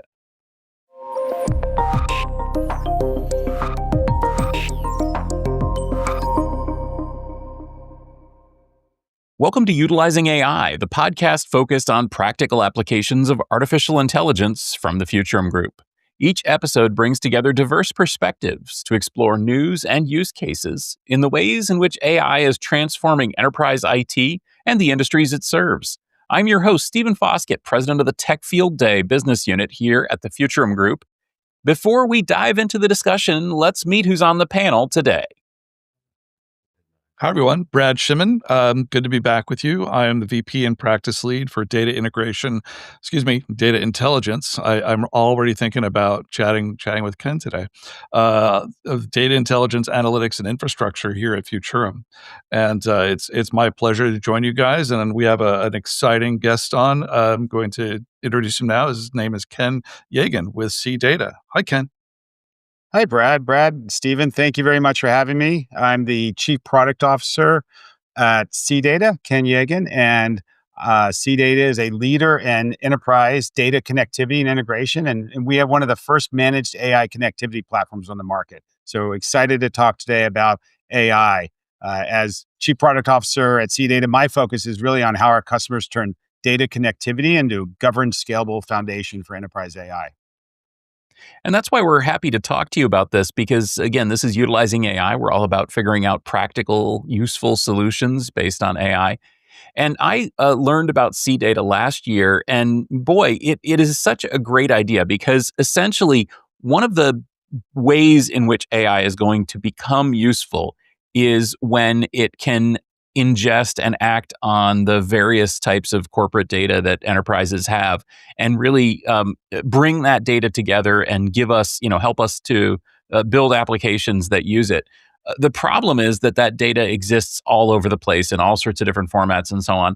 And from the initial discussions with CData, it seems like y'all are really focused on solving that problem. So Ken, let's start with just a little bit of an understanding. What's the problem when it comes to data and AI? Yes, Stephen, the problem around data and AI is really data is an AI problem. The strongest predictor of AI success really is that maturity of your underlying data infrastructure that takes and delivers the enterprise context to these powerful models that companies are investing in. And so the companies have to act on that data. They need to be able to understand it. They need to be able to access it securely and correctly. And then they need to be able to take action on it, which is sometimes requires writing back into those systems as well. That is a data integration problem. And that requires a lot of sophistication and understanding the semantics of the data and how to access those systems. There's some new technologies and protocols and techniques that are greatly unlocking that, but you also need that understanding and governance layer as well. And that's what we try to do at CData. Yeah, and I would argue that there is no AI without data. I think that they two go hand in hand, peanut butter and jelly, all day long. And like Ken, you said, it is a bit of a challenge for enterprises because they have been working hard for decades now to try to modernize and streamline and democratize access to their data estates. But that is not easy. And it's certainly, if you take 10 enterprises and sit down with them and say, okay, guys, where are you at in terms of, trusting your data, having quality data available to your business users, as well as your agents that you're building right now? And I think most of them would tell you that, it is very much a hit and miss sort of affair right now, that they don't have full trust, they don't have full access. So we ran a survey this summer, actually autumn, asking data professionals, are you investing in AI and are using AI? And, as we see everywhere, by and large, over 52% said we are already using it. We are building on it. That is our top priority is AI. And yet, when you ask them, what are your biggest obstacles? Guess what the biggest one is? It's not security, it's not integration, it's not money. It is data quality, trust, and governance. Agreed. And Brad, it's interesting because we actually ran a very similar survey on our side, the state of AI data connectivity, and we spoke to over 200 leaders in both the enterprise and in software technology companies. And our findings were very, very similar to yours. So we might have been talking to the same people. We found Probably that were. maybe, yes. 60% of companies had the highest level AI maturity, also had the most mature data infrastructure. Yeah. And the inverse of that, 53% of companies that had immature AI also had immature data systems. So there was a strong correlation between the maturity of their data systems and the maturity of their AI initiatives. Yeah, I because wonder. the biggest. Oh, sorry. Go ahead, Stephen. Yeah, let me just jump in there. Okay. Yeah. Hey, here's an edit point. We're demonstrating how to do this. All right. I wonder if that is a cause or an effect or both. If a company has a mature data foundation, if they really understand their data and they've spent the time and energy and effort to bring it together in some way, they may be better prepared to develop AI applications right from the start. But at the same time, as you're pointing out, if they haven't done that, well, then they're just not going to be able to get the benefit of AI applications, even if they do invest in them. What do you think of the chicken and the egg here, Ken? Is this a requirement or is this a symptom? I understand, and I think I agree with you with some of this, with the dual nature of this. I would say that there is if a company has a culture of stewarding their data, having good data infrastructure, they already have a culture that's going to allow them to move quickly and adopt AI.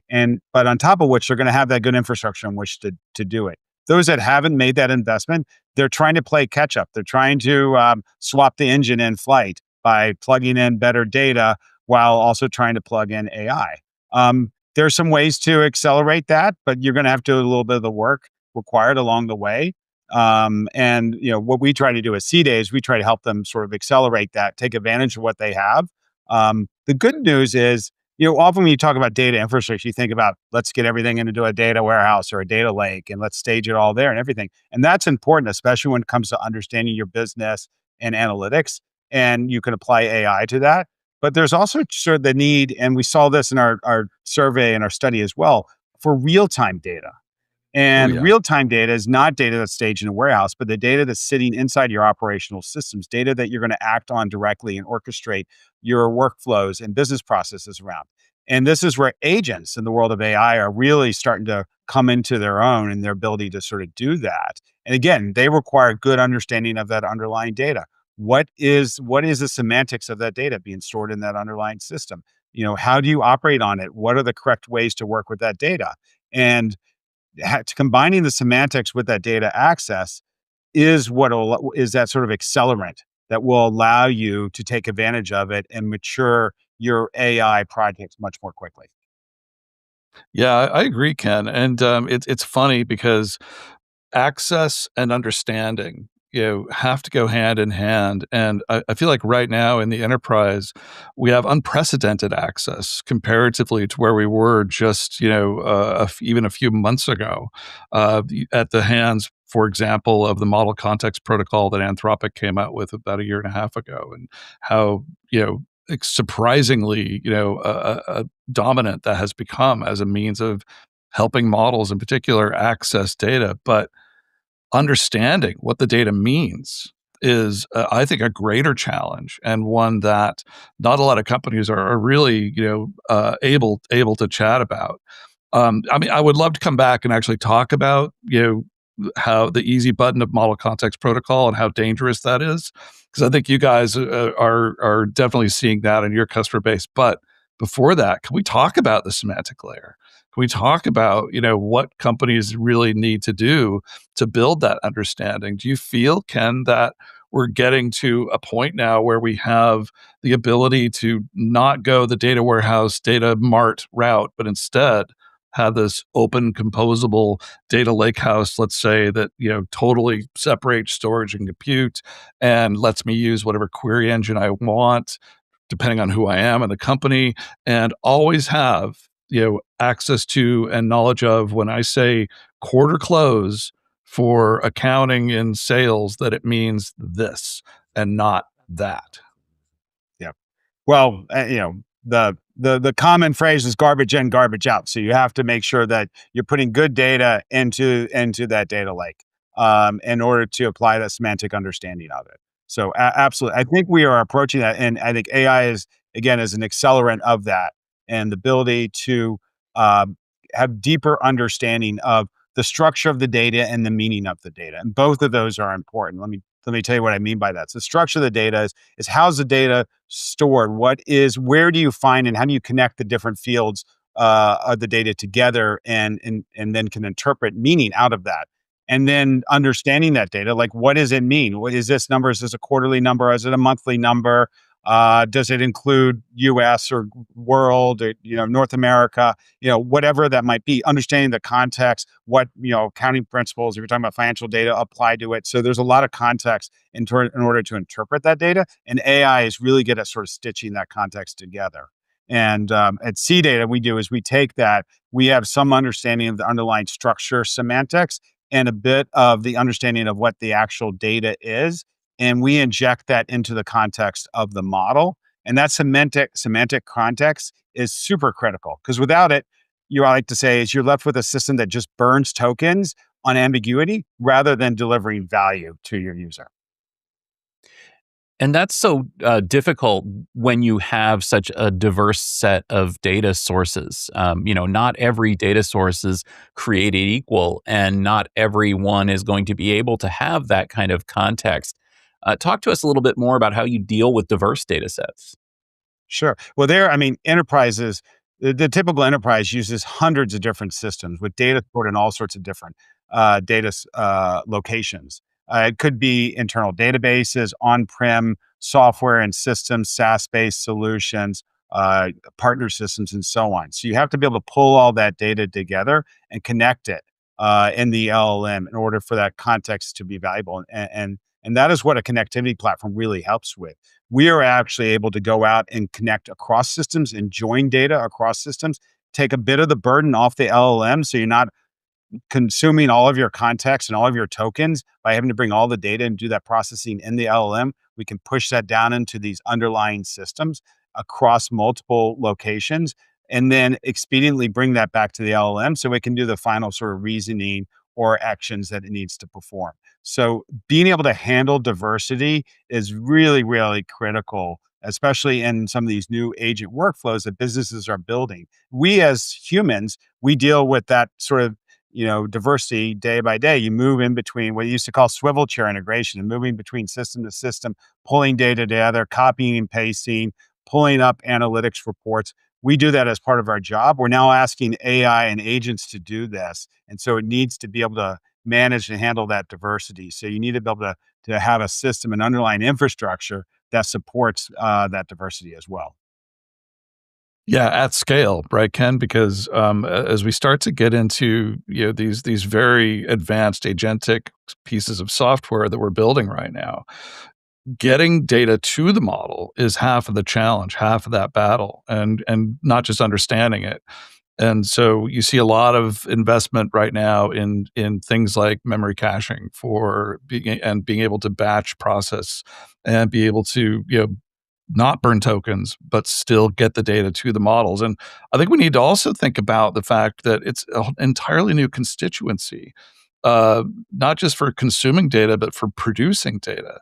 Because these agentic processes create a lot of information as they go. And it's data that needs to be managed by the business because I was just actually talking to a number of companies who are building out commerce systems that are agentic, and the biggest challenge they felt they had was being able to take the data that gets generated from each interaction with their customers and to have that available to the agent not just today but tomorrow and the day after tomorrow. Yeah, and that's where these data management platforms, large data lake solutions can really valuable. You have a place you can go store that at scale, and then go back through agents and access it and bring it into the context of your workflow.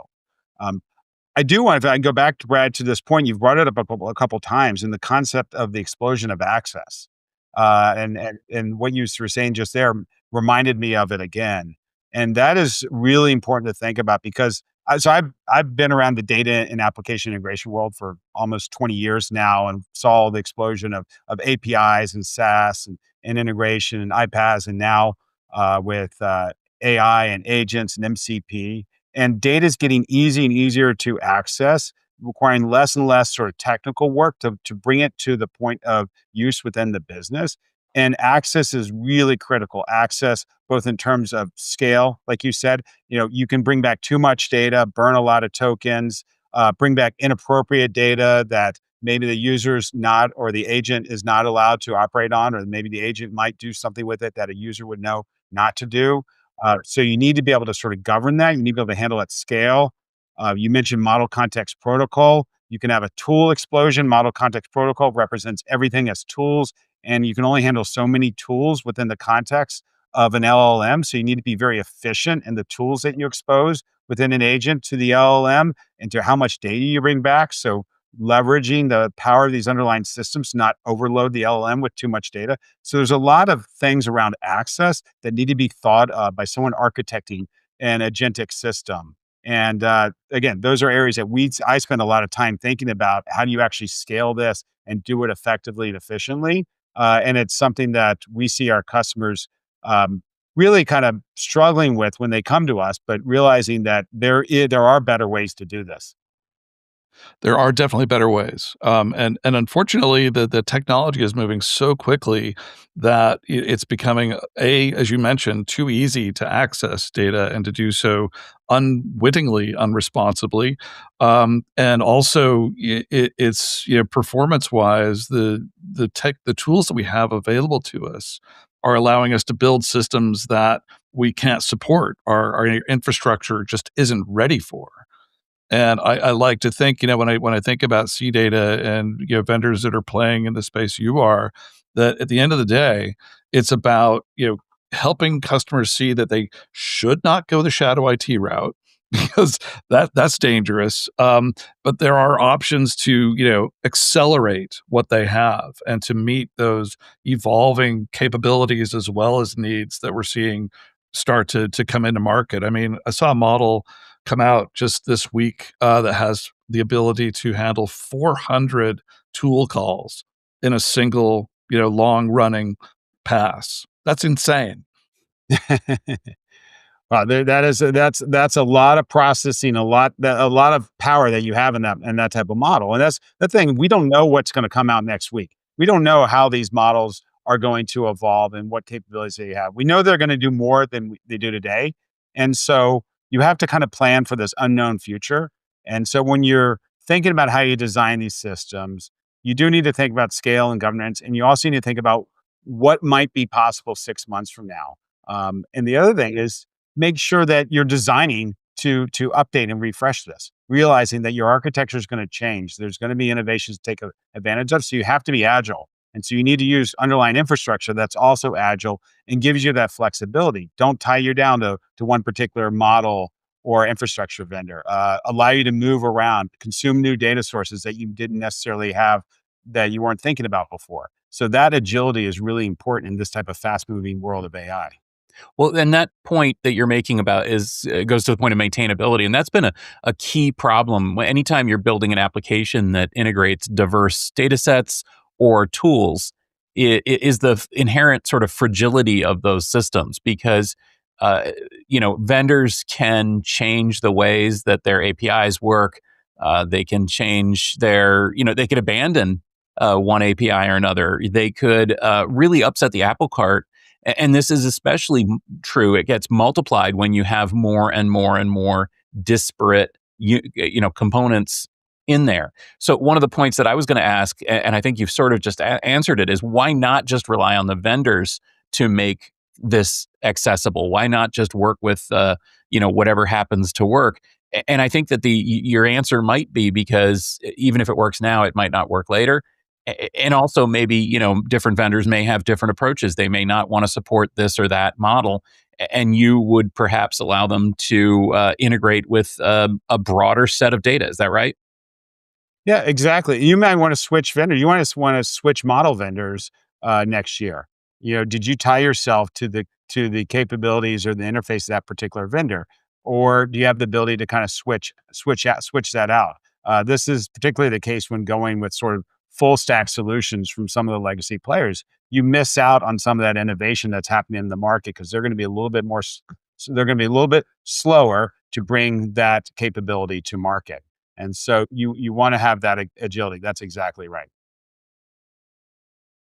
Yeah, and I think it's when I look at the marketplace for this year, one of our biggest trends that we see evolving is this acceleration through integration, and that you know last year we probably would have talked about the format wars and is it going to be Apache or is it going to be Delta, and that's done. It is definitely Apache Iceberg all day long, and that separation of storage and compute I mentioned. And what that does is place the burden on the vendors who are building these systems to provide that sort of interoperability. And what I worry about, honestly, is that we sometimes, when we get a shiny new toy, we over rely on that toy to scale with our needs in the marketplace. And I think MCP is one of those that's just been so overused, right now that it's becoming itself a sort of liability in terms of that's like we talked about before, understanding the meaning of the data that it's accessing the right data. How do you secure that access point? Because those standards like A2A, MCP, any other framework you want to throw out there for integration is, an abstraction layer. And those abstraction layers aren't free, right, Ken? They do have a cost you have to pay. I want to agree and disagree with you on that. So I agree that there's a trade off whenever you have an abstraction layer, because you're always in a trade off, because otherwise you would go to a proprietary approach and you might get something very much more specific for your needs. But abstraction layers help markets sort of stabilize and mature. They allow people to focus on one thing, and that's what MCP has done. It's allowed people to focus on a single way to connect their data, and their tools into the LLM. Now, if you just utilize it in that way, and you don't think about how you deal with authentication, how you deal with governance, how you deal with security, how you scale it, how do you manage it, change management, all of that, then you're going to be in trouble, like you say. Then it's a crutch, and you're not going to be successful at the end of the day. If you just Agreed. go grab the latest MCP server in some open source community, it might work for you initially, but you're quickly probably going to find out it's a bit brittle, it's a bit fragile. Even some of the ones from some of the first party providers out there, they're incomplete. And they don't maybe have all the capabilities that you need in order to solve for your problem. So you got to build around that. And that's one of the things at CData, we're looking at that. We've built our own MCP servers for over 300 different critical business systems. And we've built all the governance, we built the security, we built the scalability, and I also added that semantic layer around it to make it much more effective, much more efficient. So that now you do have something that you can rely on that's stable and that you can scale your systems on top of. Well, Yeah, I since you've recall done, there being a market. Oh, I'm sorry, yeah, Stephen. I I'm just recall there being a market specific to integration. That's all vendors did, and they built connectors. Yeah. And we seem to, as a marketplace, have tried to move away from that and say, oh, you can just do it yourself. But that's really not the best approach when you're trying to have a system that can adapt to that changing data estate that we've been talking about, to be able to say, today I need Salesforce Data Cloud. Tomorrow I need something on, a totally different platform from SAP. Yeah. And I would say, for very simple things, for very simple APIs, a lot of roll at your own. But as CData, we've lived in that sort of world of connectivity for many, many years. We have 10,000 customers that are licensing and using our connectors, including some of the largest software companies in the world that are embedding it inside their platforms in order to provide connectivity out to other data sources. So Mm. connectors are a critical component. MCP, as we're talking about here, Model Context Protocol, puts an abstraction over that concept so that anything that you can connect to, anything that has an API, you now have a way to plug it in to an LLM and make use of the data and make use of the actions that you can perform. And that's important to think about. It's like MCP can be data access, but it can also be operational execution. And there are other concerns when it comes to operational execution. You're changing data, you're triggering workflows, you're triggering actions within your organization, within your enterprise that have implications. And so, again, security, governance, and all around that, scoping the permissions down to the set that are necessary for that agent to perform the types of actions that would be necessary for whatever its goal or objective is, and not allowing it to stray beyond that. yeah, I think that you all have a lot more experience with MCP than most of the folks listening. I wonder. I appreciate you kind of bringing the thoughts to the fore here about MCP and thinking about governance and security. What else could you tell us if we want to kind of step back here a little bit? What should people know about MCP if they're looking at it, if they're thinking of implementing it?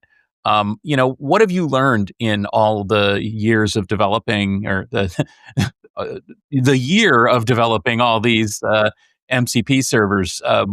What are the lessons you've learned? Yeah, I mean, the lessons I learned, first of all, MCP sits on top of the underlying data sources. The APIs or the SDKs are used to access them. There's a lot of complexity.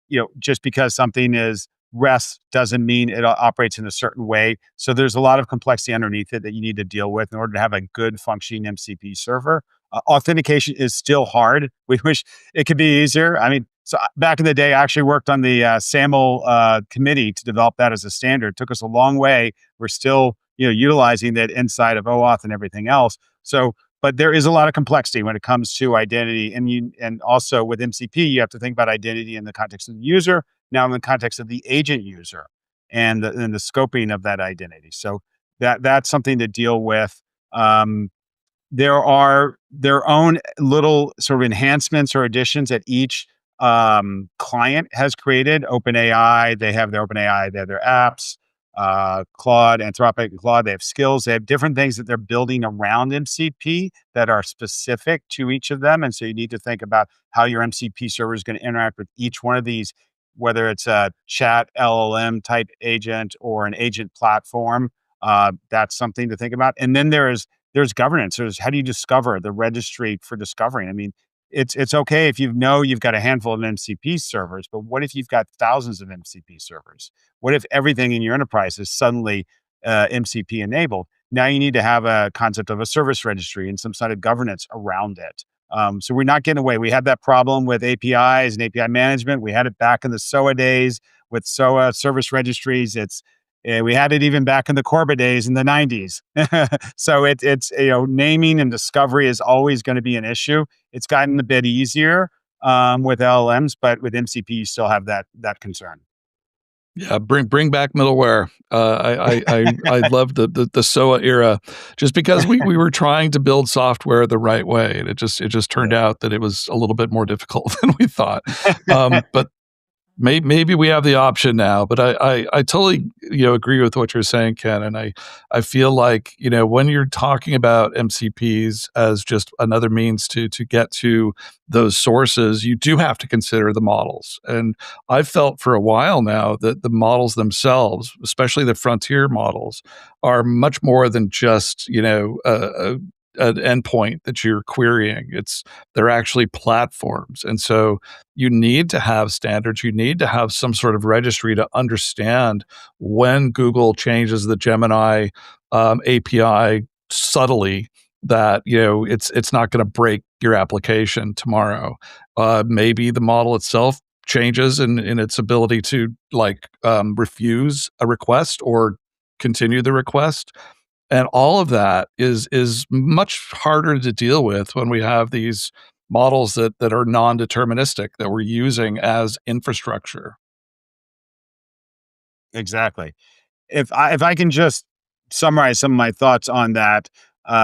So I'm a proponent of MCP. I like that it's being developed in real time and tested in the market and iterated on, as opposed to being developed in sort of an ivory tower and over engineered. We've seen that in the past. So I really like the approach that the vendors have taken to kind of come together on this and try to solve too much and allow other infrastructure and software companies and the LM providers to come in and build around that to kind of sort of polish those rough edges and provide the additional support and capabilities that are needed. I think that one of the key areas that needs a little bit more work and that we're focused on is that semantic context, as we've talked about, and understanding what the capabilities are, the underlying systems. I think that it opens up and allows for real-time data access and action. I think that's very important. And it recognizes that so much of the enterprise data is in this sort of structured format that agents need to be able to access and operate on. And that combination with these types of standards and these types of capabilities will allow us to get to sort of this promise of digital employees, digital agents that are agent to agent working together, swarming together to solve problems and operate businesses more effectively and create more enterprise value for us. So all of that said, I think it's time for companies to be investing in their data connectivity, investing in their infrastructure, and to do this to enable AI to answer and act on their business. Yeah, thanks for that. And I think that's a good message to leave our audience on here. As Brad said at the top, you can't really build an effective AI application without good data. It's all about the data. And that means that this is an area that companies are going to have to invest in if they're going to have an effective AI application. Thanks for joining us. Before we go, many of our listeners may wonder how they can continue this conversation or where they can connect with you. Brad, let's start with you. What are you researching? What are you working on? And where can people find you? Yeah, right now I'm actually building out a new comparative report using our Signal agentic report process on data intelligence platforms, and that's going to be all about how you get that semantic layer and put that in action, just like Ken said. So, looking forward to that. And if anyone wants to contact me, I'm on the usual socials, primarily on LinkedIn at Brad Shimon. And you can also find me and my colleagues from Futurum on thefuturumgroup.com. Excellent. And Ken, how about you? Great. Thank you, Stephen. likewise, happy to people to reach out to me, connect to me. LinkedIn's going to be the best way. Ken Yegan on LinkedIn, on other social, on X and other things as well. I mentioned earlier, but I encourage you to download CData's State of AI Data Connectivity Report from our website. We'll provide the link along with this podcast, and you can also check out our product. Our managed MCP offering is called Connect AI, and it's available at cdata.com. And I will be speaking in March at the Gartner Data and AI Summit in Florida. So if you happen to be there, come check out, talk. We're going to be talking about the same topic there. Excellent. And as for me, I run Tech Field Day. This week is AI Infrastructure Field Day 4. If you're interested in the nuts and bolts of AI, tune in at techfieldday.com and the Tech Field Day socials. And of course, we will be having another AI Field Day in May. So keep an eye on the Tech Field Day socials to learn more about that. Thanks for listening to this episode of the Utilizing AI podcast. If you enjoyed this discussion, please do subscribe on YouTube or your favorite podcast application. Also, drop us a line, give us a rating, give us a review. We'd love to hear from you. This podcast is brought to you by the experts at Futurum Group, where insight meets AI. For show notes and more episodes, head over to Techstrong.ai, the Utilizing AI YouTube channel, or Techstrong's new TV app. Thanks for listening, and we will catch you next week.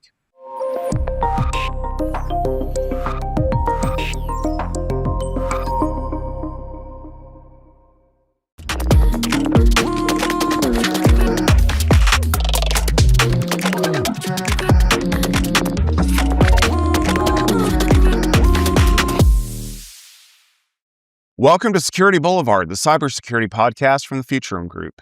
Each episode explores a variety of topics within cybersecurity and the technologies that drive it. You can find us on securityboulevard.com, the Security Boulevard YouTube channel, Techstrong TV, and all of your favorite podcast platforms. Before we jump into today's episode, let's meet the panel, starting with Fernando. Hey, Fernando, it's good to see you.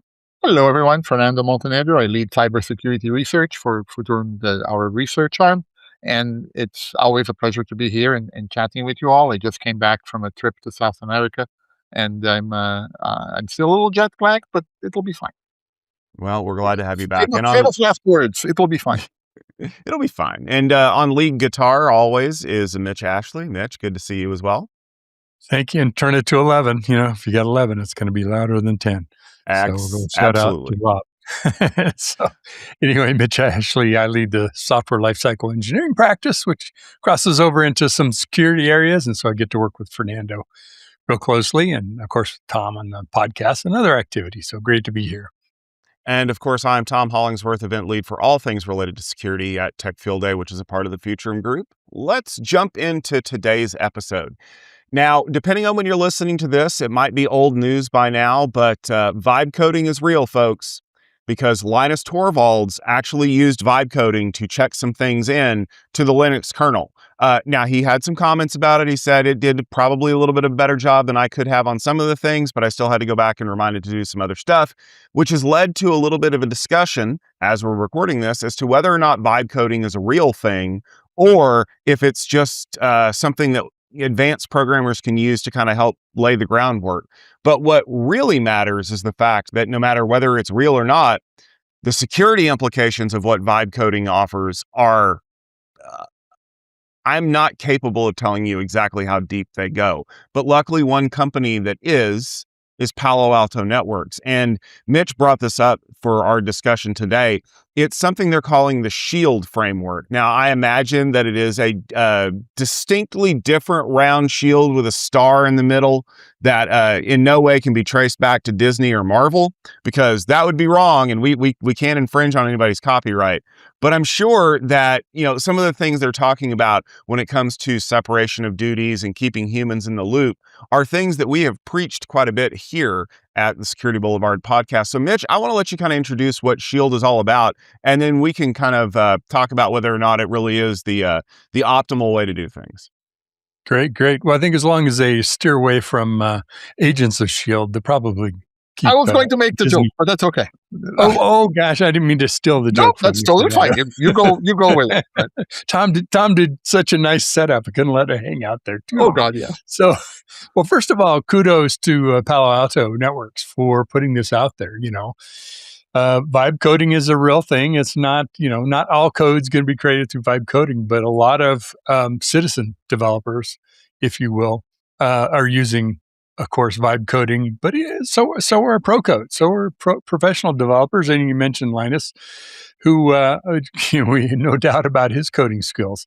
So it's a real thing, and it's going to be with us I think for a long time. So SHIELD stands for, let me just kind of run through the letters. S is separation of duties, followed by human in the loop, input and output validation, enforced security focused helper models, long one there, least agency, defensive, which I think is like least privileges, right? Just from execution standpoint, defensive tactical controls.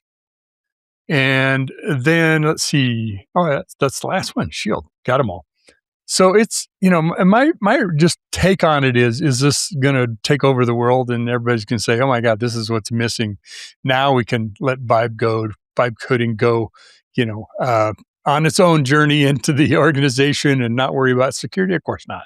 But a lot of these are, I think, just mapping what we know as security principles to an agent kind of world, to an agent-led development type environment. You could apply this to whether it's AI assisted or not vibe coded, but still AI-centric development too. I want to jump in here, Mitch, because I think you bring up a really interesting point. Nothing in SHIELD is different than any of what we would consider to be best practices, right? Least privileges, giving people the minimum amount necessary to do their job, validating inputs and outputs so we don't get eaten up by them. These are all very good things. I don't necessarily think that they only apply to vibe coding and stuff like that. Now, is vibe coding probably the biggest risk that we face right now? Yeah, I would say that it is. Because one of the things that we're going to have to deal with over the course of the next several months, years, is what happens when people with no programming background try to program. Because that's really what we're dealing with right now. It's like, I have a 16-year-old daughter. A couple of years ago, she's like, Dad, can I learn how to drive? And I said, sure, but there's a process, right? I'm going to teach you, sit behind the wheel where all the controls are. Then we're going to do it in a controlled area, like a parking lot that's empty. Then we're going to start building up. You would not give my daughter access to Gemini and say, figure out how to drive. How hard can it be? Drivers do it all the time. Now, so many thoughts floating right now. I think that I agree with you that this is something that it's coming. It's something that in a sense it's already here. And yes, we should do it in a controlled manner. I would like to not shift the conversation, but I would like to point out something that there's a deeper philosophical discussion, right? I think it was Cory Doctorow who talks about code is a liability, right? Every code that you write is something that you have to maintain later, right? And the other, and I mentioned this because I came across an article the other day that talks about AI can write code. AI can't do software engineering, right? And that is a phenomenal point that I think we should keep in mind when we look at the expectation, what we expect out of the vibe coded deluge of stuff that's coming, right? Yes, it can be extremely helpful in some scenarios. Like I think that it's revolutionizing things like prototyping and whatnot. I shudder to think of production, which is why I think some of the stuff like the SHIELD framework is interesting, because it's catchy, and it touches on the things that, yes, they are not novel, right? But just let's keep them. Let's keep the problem contained as much as we can. Well, it's a good point. I definitely agree with you. It's software is about software engineering. Now we have low-code, no-code solutions today that people create great applications from. Many of them they don't go to IT to work with, but a vast majority of them involve IT. Even IT is using a lot of those low-code, no-code tools. Same thing here. The issue with vibe coding, if you've, we're talking to a security audience here, so many people may not have messed around with writing code with AI, but it's much like a session that you would have with Claude or with OpenAI, with ChatGPT, where you hammer on that session, you have a series of prompts. After a while, it tends to drift because the context window is now too large to contain all of the conversation, especially when you're dealing with code, because you're generating a lot of text.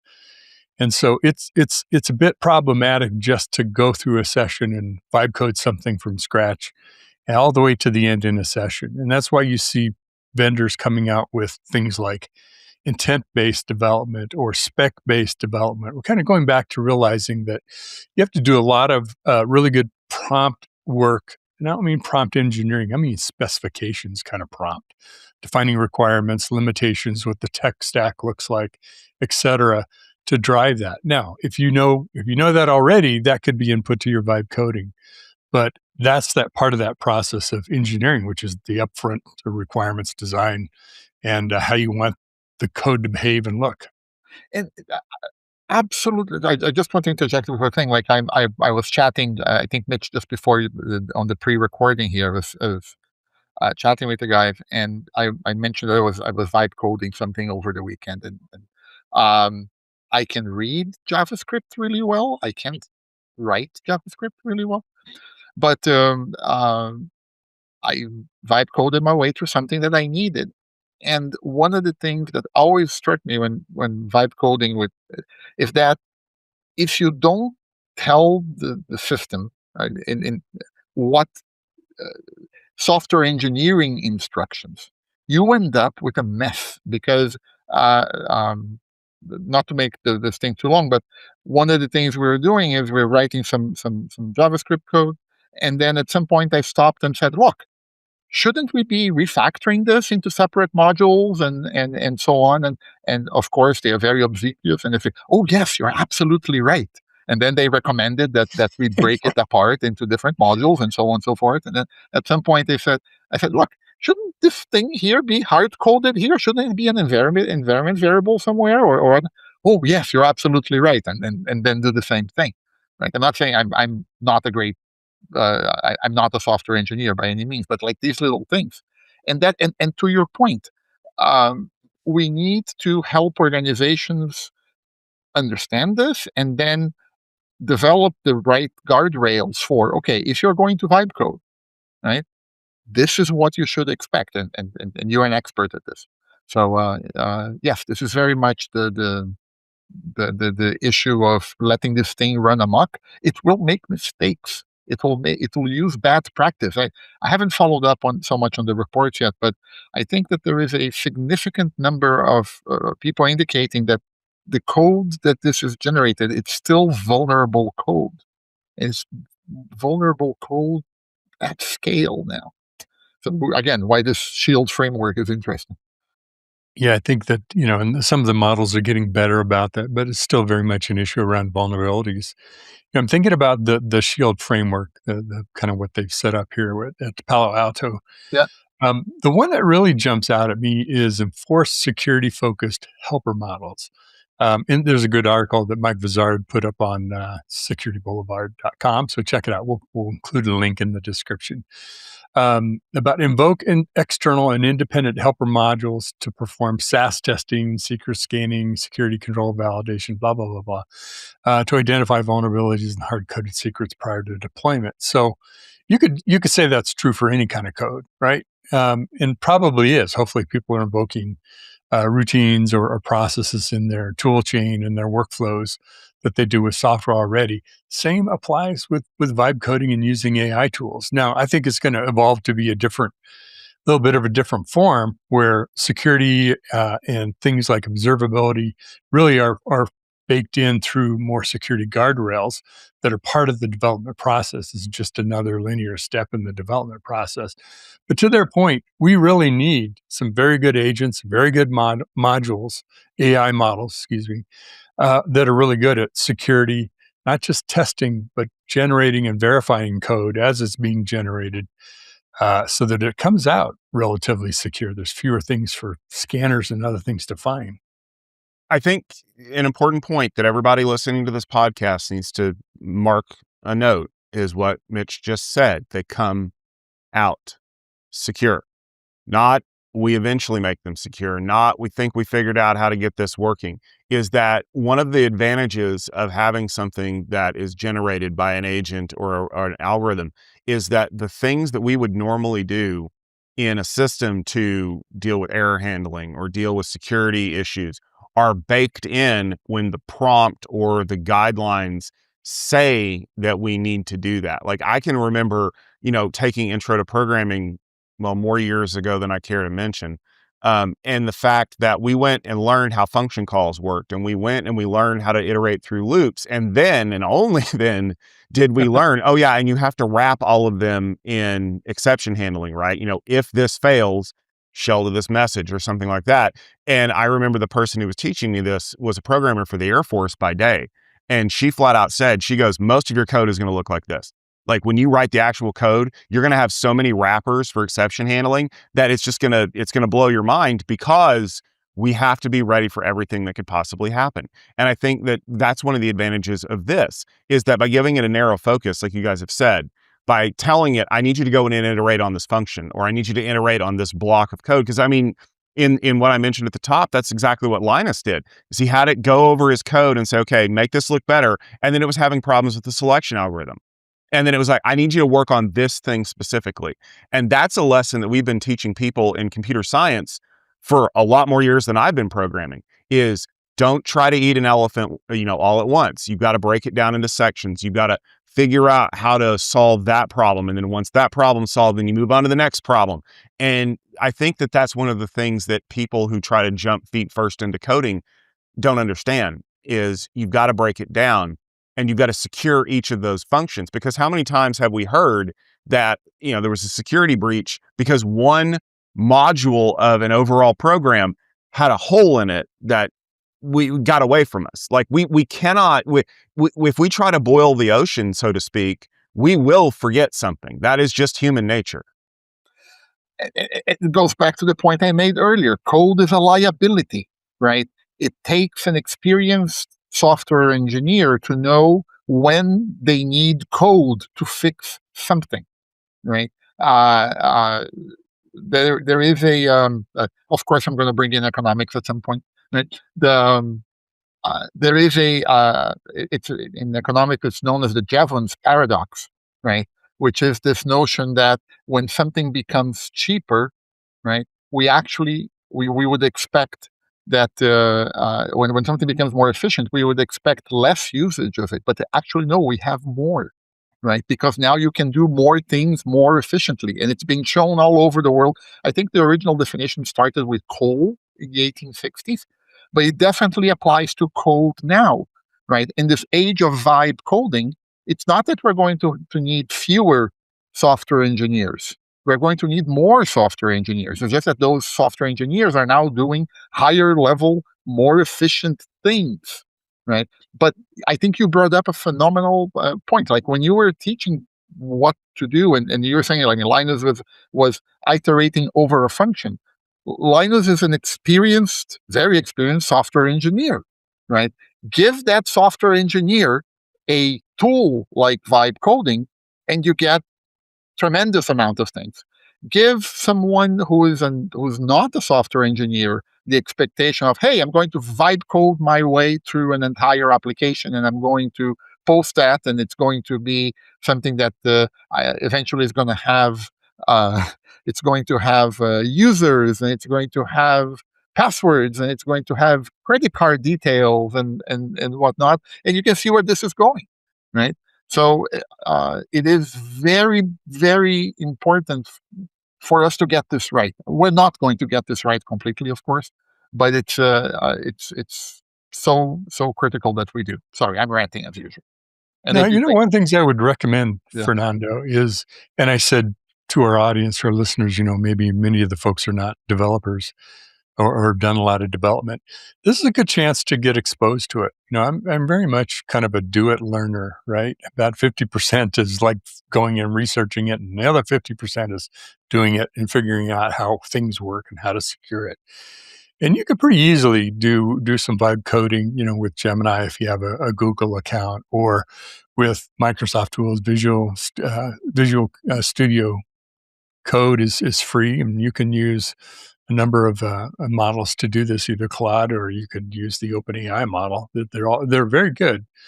But go write some code. Do kind of a function. Create a little utility for yourself. Maybe it's processing some files on your file system. Maybe it's taking flagged emails or labeled emails and doing something with it, or sending you an email summary of it, something like that. It doesn't have to be super sophisticated, but the point of it is you'll see the process of, oh, well, I know it's not only just writing the code that's going to be generated by the model. It's, I need to set up an API to get to this service in my mail system or in Google or the directory or whatever that I'm using. How is that being secured? What kind of settings are available to that? Because if end users are doing this, non-technical folks, okay, that might be interesting, might be a problem, might be something we want to know more about and dig into further. What are some of the privileges that are inherited just because you're using your own account, your company account, as part of the vibe coding system that you're building together?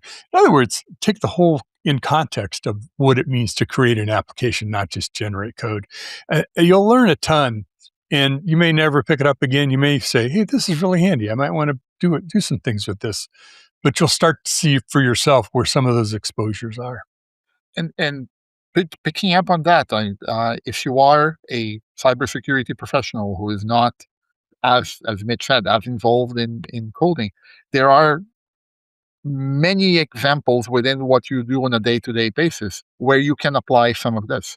Perhaps your SIM already has an enrichment function, but if it doesn't, would it help you to write one? Hey, like Mitch said, I can go in and learn how to query from an API, query the SIM, get the data, or then potentially query what your threat intel source is going to be, pick that up, mumble them, send it back, or whatever. If you are in GRC, can I automate the collection of artifacts that we're going to use for validating compliance, or can I use, even better, can you take the artifacts that you're using, and then you can play around with large language models to perhaps interpret that, and then you'll see that the output of that large language model may not be exactly what you wanted, but that's fine. Like, you're experimenting with that.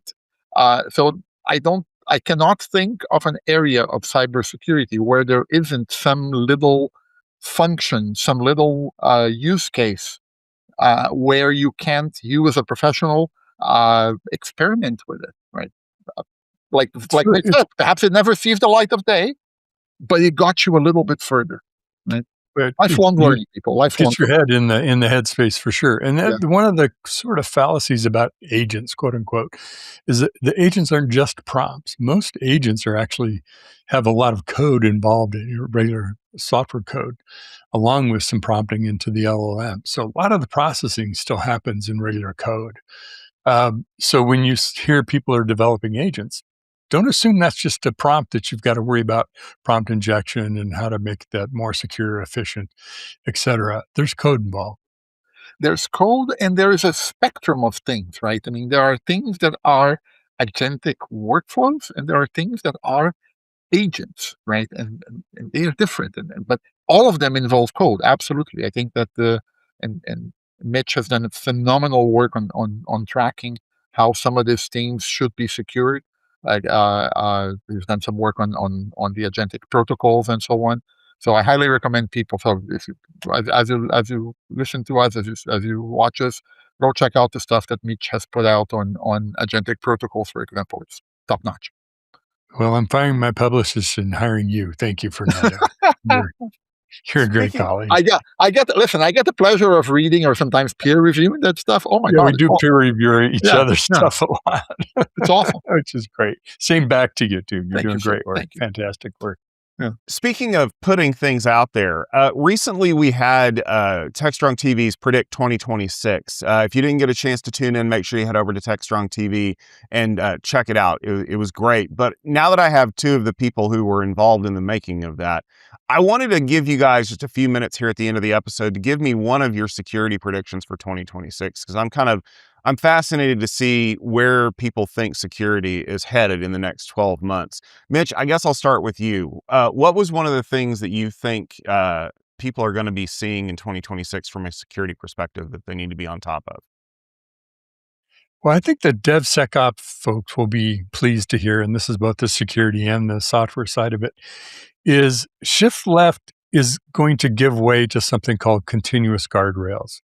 So we've really struggled with shifting left. It makes a lot of sense to do things earlier in the process, but we still kind of are left out of the code writing process, and we're leveraging scanning to actually perform a lot of the security for us. What's happening in the market, because AI is moving so quickly, everybody wants to be part of the new stack, the platforms that AI and agents are being built on. So you see observability companies, security companies creating agents or specifications, things that can be added even into, like when AWS announced their security agent. Other companies were partnering along with that so that you could implement guardrails as part of the development and execution environments. And I think that's our hope for the next evolution of DevSecOps shift left. We probably won't say shift left that much anymore, but I think that's where we're headed. Yeah, I have a love-hate relationship with predictions, right? In the context that it's great fun to do them. We should always be checking to see how did we get them right? Did we not get them right? Okay, it's a fun exercise. But I always think that part of our role as analysts is to help understand these broader trends and then just highlight, okay, you know what, this kind of thing is happening more often. Is that a prediction? I'm not so sure. Like, anyway, I think that the ones that I if you watched our session, you saw some of these, but I think that besides the ones around, yes, more agentic AI, more particular focus on identity in 2026. I think that 2026 is going to be a very identity-centric year. But outside of that, and this comes up a lot in conversations, is I think that we are seeing, and even ties back to our vibe coding conversation, is that the pain that organizations are feeling, like when we talk to them, is yes, all of this is going on and all of this is important, but all of this has to work together, right? So one of the things we're calling out is that, okay, great, we're doing all of this effort in releasing new functionality in whatever field or whatever format.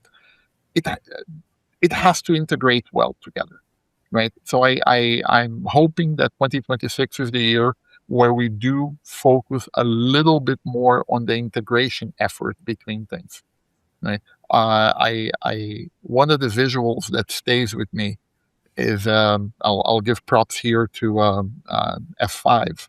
They have that visual. I'm not sure if you ever saw it, the ball of fire, right? Which is the overwhelming complexity of a modern planetary scale application that touches content delivery networks, that touches serverless functions, that touches actual VMs and containers and Kubernetes and all over the place. Supporting that complexity requires tremendous amounts of integration work. And I think that one of the things that we're calling out is this notion of how are we going to support that kind of integration? I'm sorry if I sound fluffy, but it's the one of the things on my mind. The other one I'll just is that as we focus on the two things most important that I see are identity and data, right? And as we focus on data security, right? We called out this change from backup and recovery to cyber resilience, and I think that we're moving more towards more integrated data security platforms, and those data security platform functionality, right? And that functionality is covering structured data that ties to the API, that ties to the code, that ties to unstructured data. Again, we can tie LLMs and so on with resilience, like what we used to call backup and recovery, right? So we're seeing this merger of support for unstructured data, support for structured data, support for primary storage and backup storage. We're seeing these things kind of merge together, and it's interesting. I mean, uh, whether that be coming from people like Sierra or Veeam or Commvault and others, right? That's a really interesting evolution for 2026. I think that how this is merging a little bit more. So I'll jump in because I didn't actually get to give any predictions for the Predict show, but I'll be a little more concrete than Fernando. I think that 2026 is going to be a banner year for security startups related to AI because companies that are bigger are too busy trying to figure out how they're going to use it instead of how they're going to integrate it into their products. So they're going to overlook a lot of things, and small startups are going to make bank when that time comes. Because the other thing I think that's going to happen is sometime in the middle of the year, we're going to have some kind of AI data leakage situation that is so massive and also so legally far-reaching that a lot of companies are going to have to make some hard choices about how they secure their data and how they've integrated AI into all of their products. And that may not sound like a concrete thing, like I'm not putting names to faces, but I think that we are definitely neglecting a lot of the pieces that are important for us to keep everything safe at the behest of trying to make the line go up. And once that happens, it takes something really earth-shattering to make people realize that line go up is not the only purpose of a business. And so I think we'll see that this year because we've missed it too many times in the last 24 months. The odds are not in your favor there. Speaking of which, we should do an episode on that. By the way, we should talk about when the asteroid is going to hit the Earth, then everybody will do something about security, right? And does those things ever happen, or they rarely do? I'd love to do an episode on that. That'd be fun. Well, let's leave it up to the audience. Do you guys want to see an episode about what happens when disaster is imminent and now it's suddenly time to do security? If you do, leave a comment on this episode and we'll put it on the lineup. But it may have to be a couple of episodes out because my two co-hosts are super busy with a lot of stuff that they've got going on. Fernando, what are you working on that people should check out?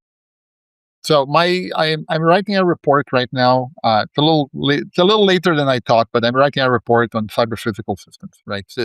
I think that there is something to be said here on the evolution of what we used to call IoT or OT security. I think it's evolved, and I think it's the perfect. I shouldn't say perfect. I think it's the final level boss, if you will, of securing a lot of things. It brings in the complexity of regulatory frameworks.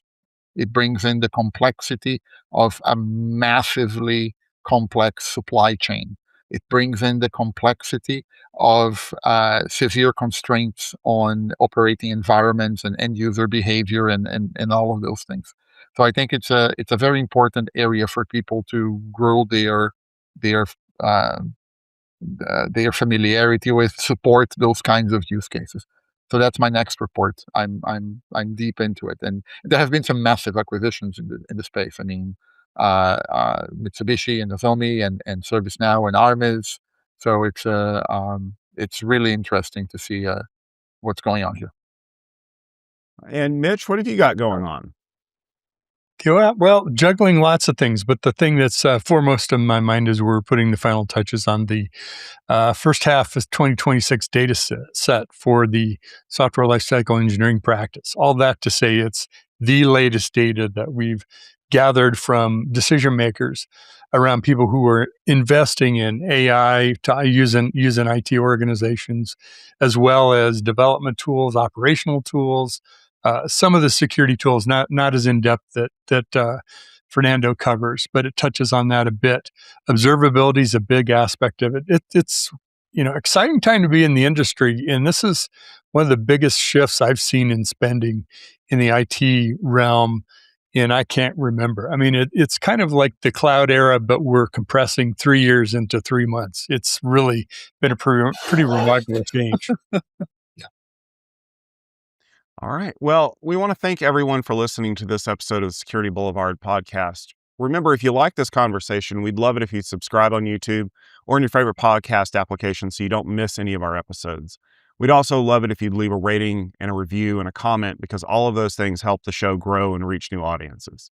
This podcast is brought to you by securityboulevard.com and the Future Room Group. For more show notes and episode information, head over to securityboulevard.com, the Techstrong TV website, or our new favorite Techstrong TV app, which is available on Apple TV, Roku, and smart devices all over the world. Make sure you're following Security Boulevard on our socials like X, Twitter, and LinkedIn. Just look for Security BLVD. We thank you very much for tuning in, and we'll see you all next week.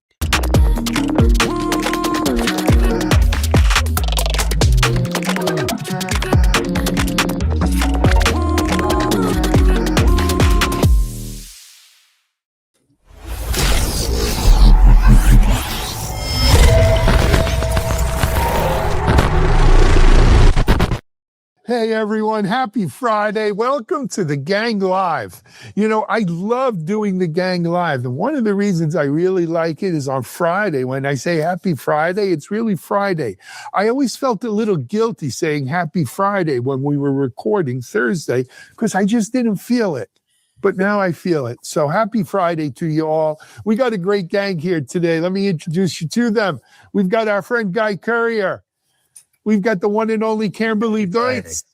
Happy Friday, Guy. Happy Friday, Camberly. We've got the guitar man, Mitch Ashley, and the Dean, Mike Vizard. Gang, welcome. We've got some good stuff to talk about. Davos is over, so I don't know if we'll talk about that. Well, we still got some Davos-related stuff we could talk about. But let's start off with the YouTube CEO. He kind of reminds me of Louis from Casablanca or Inspector Clouseau. Shocked. There's AI slop on here. I do want to say something about Fridays, though, because my Fridays always start out the same. I wake up in the morning and I say, thank God it's Friday, which is followed shortly thereafter by, holy crap, it's Friday. So, yes, that is true on Friday. What do you say on Thursday?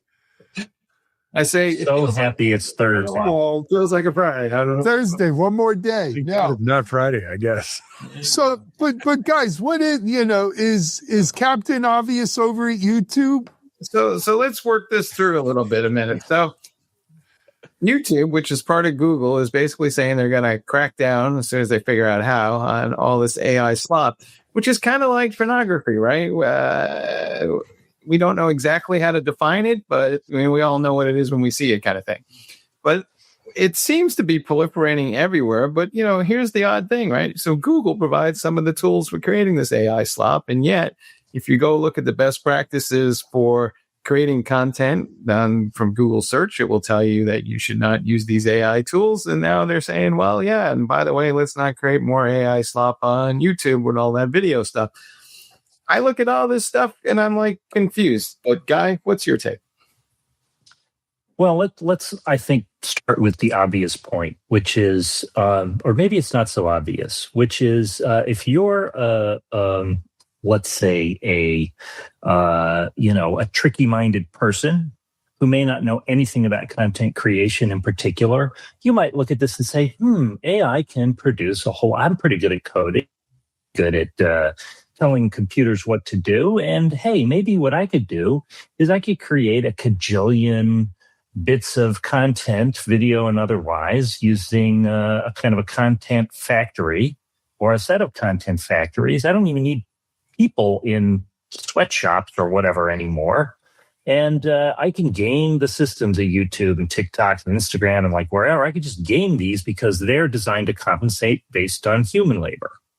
So now I don't even need, it's just like, I don't know, spam all over again, spam factories all over again. That's the first thing to me is what was originally priced and modeled based on human labor now can be produced lots more cheaply at maybe half or 1/4 the quality, and it just has to get past filters. And it's a new arms race, just like the security arms race. That'd be my first take on this. I got a few thoughts on this. I feel like you might. Yeah. So they're shocking. I two places I want to go with here. First of all, one person's slop is another person's stew, right? When you've got AI, when you've got YouTube itself encouraging us to use AI to make these videos, and then they're going to hold themselves out as the purveyor of which is slop and which is stew, it don't work. It just don't work. Because what they may consider slop may not necessarily be slop to Apple or Meta or one of these other places or to any of us. So my issue here is how do we have an objective standard over what truly is AI slop? I was trying to, okay. So when I read the article or read the discussion on it, the thing that I'm thinking about is how do you define this? Or not how do you define it? Because we can't, as you said, we'll know it when we see it kind of thing. But what's the purpose of what they're trying to do? What is the motivation for him making this announcement about monitoring this? And the one thing that he said was deep fakes. Yeah. And then everything else was kind of jumbled after the deep fake kind of conversation. It was something about knowing that it's AI generated. It's like, so what? You know, knowing that something is computer graphic generated as opposed to a real photograph or altered by computer graphics or whatever versus a real photograph is okay. So is that important? That wasn't important before, but why is it important now?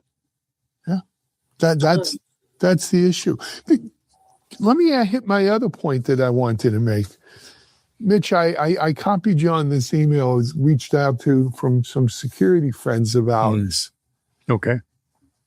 You know, a lot of companies are eliminating their bug bounty programs. Did you see the email, Mitch, on this? Mm-hmm. I did. Curl was the latest one. They're eliminating their bug bounty programs. Why? Not because there's more bugs, not because there's no bugs. No, there's more bugs. But because people are using, security researchers are using AI to find vulnerabilities in people's code and people's applications. What's happening is AI is finding these really low-level bullcrap kind of vulnerabilities that are not very vulnerabilities. Like, it would never actually happen. And so it's just overwhelming these bug bounty programs to deal with all of this. Let's call it AI slop found bugs, right? In finding vulnerabilities, they're turning up AI slop. And so these companies are just washing their hands with it and saying, no, we're looking for, we're like StarKist. We want tuners that taste good. You don't want AI slop vulnerabilities. And it's the same thing here with video. I think there's a lawsuit coming when the first time Google stands up and says, this is AI slop and it happens to have been created using Grok, because people will be screaming that they're abusing their monopoly position and all hell will break loose immediately. Right? Well, you're right. It's not an easy issue. And, kind of where is something that we can all agree on, right? Is it because there's so much of, I have a right to use AI to produce whatever content that I want. But it seems like one dimension, maybe we could get some agreement, is quantity versus quality, right? Which all goes back to quality is about intent. What am I trying to do with this? Now there's nefarious intent. That doesn't mean that's quality, like misinformation. But when it's quantity, now you're talking about cheap prompts and fast rendering and stuff, just getting content out there and trying to flood the zone. which can be an intent for bad purposes, but that's what a lot of the slop is. It's just generated. It's not someone really thinking about what they want to create, versus intent grade content as I'm using AI as an accelerator, versus just me as an author of whatever I can get out on the wire. It seems like that might be one. And of course, I can't say let's put limits on how many posts Mitch can make a day, because I want to make as many as I want to. But it seems to me that's the quality of what we judge this content by. Is this just slop, or has it got some useful purpose? Guy. Oh, who judges? Yes. Let me ask you a question here. Yes, who judges? Wouldn't it just be easier to identify content that wasn't created using AI than it is to identify content that is created with AI? Mm-hmm. Yeah, and there are I don't remember the details, but there has been at least one serious proposal along those lines. It's the EFT, NFT, whatever version of validation that this is real content. But I think to Alan and Camberly's points, who cares in a certain sense, right? I care very much about where AI is taking us just in general, and what I think is a potential doom loop of AI-generated content being used to train new AI and a devolution of quality and that sort of thing. But what is quality? This is a really great example for any corner of the world using AI to follow. Why? Because the money comes from eyeballs. Eyeballs are attracted to what the mind behind the eyes. I don't want to push this metaphor too far. It's kind of getting gross. But the point is that if it's like what Alan said, slop is in the eye of the beholder, paraphrasing, right? So what Camberly said is what's the point of all of this? YouTube paid $1 billion, according to the Techstrong article here, paid $1 billion to content creators since 2021. Wouldn't they like to pay only $500 million for the same thing by saying, oh, is an AI generated? Well, that's beside the point. Where's the value here? Some of the value is in YouTube getting it in front of people very contextually who are interested in it. But some of the value comes from the content itself. Who cares if it's AI generated? If people like it and people follow it, yeah, there's a tag, transparency, it says AI, but in a lot of cases, they don't care. So this is a capitalistic system. If 100% of everything we do in, 100 years is 100% AI generated, and we're just sitting there consuming all of it, I don't know. Where's the money flow? It's sort of besides the point in that sense, whether it's AI generated or not. But it's kind of a recursive doom loop in and of itself, because who here hasn't improved a paragraph, even if they wrote the whole thing, taken some section of it and say, hey, make this better. I'm kind of clunky. I need some help. It's like a writing assistant. But on the other hand, we are at a place where AI is being used to judge quality. We use AI as a tool to say, review this for me. Don't say that. No, it happens. It is a real thing. Review this for me. Give me feedback. Help me make it. How many? Make it more compelling. Make it more enticing. Make it. Make people want to click on it. Whatever engagement. So it's already being used as a quality tool, and next we'll have AI deciding what it's going to write about. Of course. So in a way, it's an unsolvable problem, I think. No. But I think Cam. So one of the statements that was stated in the article or whatever, or referred to him, was that they're restoring trust in the platform. And the question is, what's eroding here? What are the people say? What's the feedback that they're getting about their platform? Oh, YouTube kids. I mean, let's keep in mind, it's nefarious content. Wait, what would you say? YouTube cares? Kids, YouTube kids. Oh, YouTube kids. Yeah. Okay. Yeah. So, I mean, that makes sense in terms of, if he's putting some definition about what slop is and what they're trying to accomplish with this. I think the rest of it is I think he'd probably agree with some of the conversation that we're having here. Absolutely. Look, nefarious content is nefarious, whether it was done by AI or a human or an alien. It's nefarious, right? Mm-hmm. So your normal community standards, your normal kind of processes and rules are at play here. We don't have to put a scarlet letter on it, a big A on it, You know, like I forgot, was it in Star Trek or somewhere where the holograms had to have the H on their forehead or whatever. You know, we don't need to do that. If it's wrong, it's wrong. If it's bad, it's bad. Whether it's AI or not, that's an artificial distinction. I think that I'm not sure the audiences care. I'm not sure that the audiences care. Anyway, go ahead, Mike. I think the concern that they have though is like, will there be so much quote unquote AI slop that it will just overwhelm all the other content they have and people will stop watching because they're going to be like, there's just too much crap on this turn it off, quote unquote network. Yep. So guys, they don't control. We got a question from the field here. Why does Google create AI tools then? If it's telling people, you know, they're going to crack down on AI slop.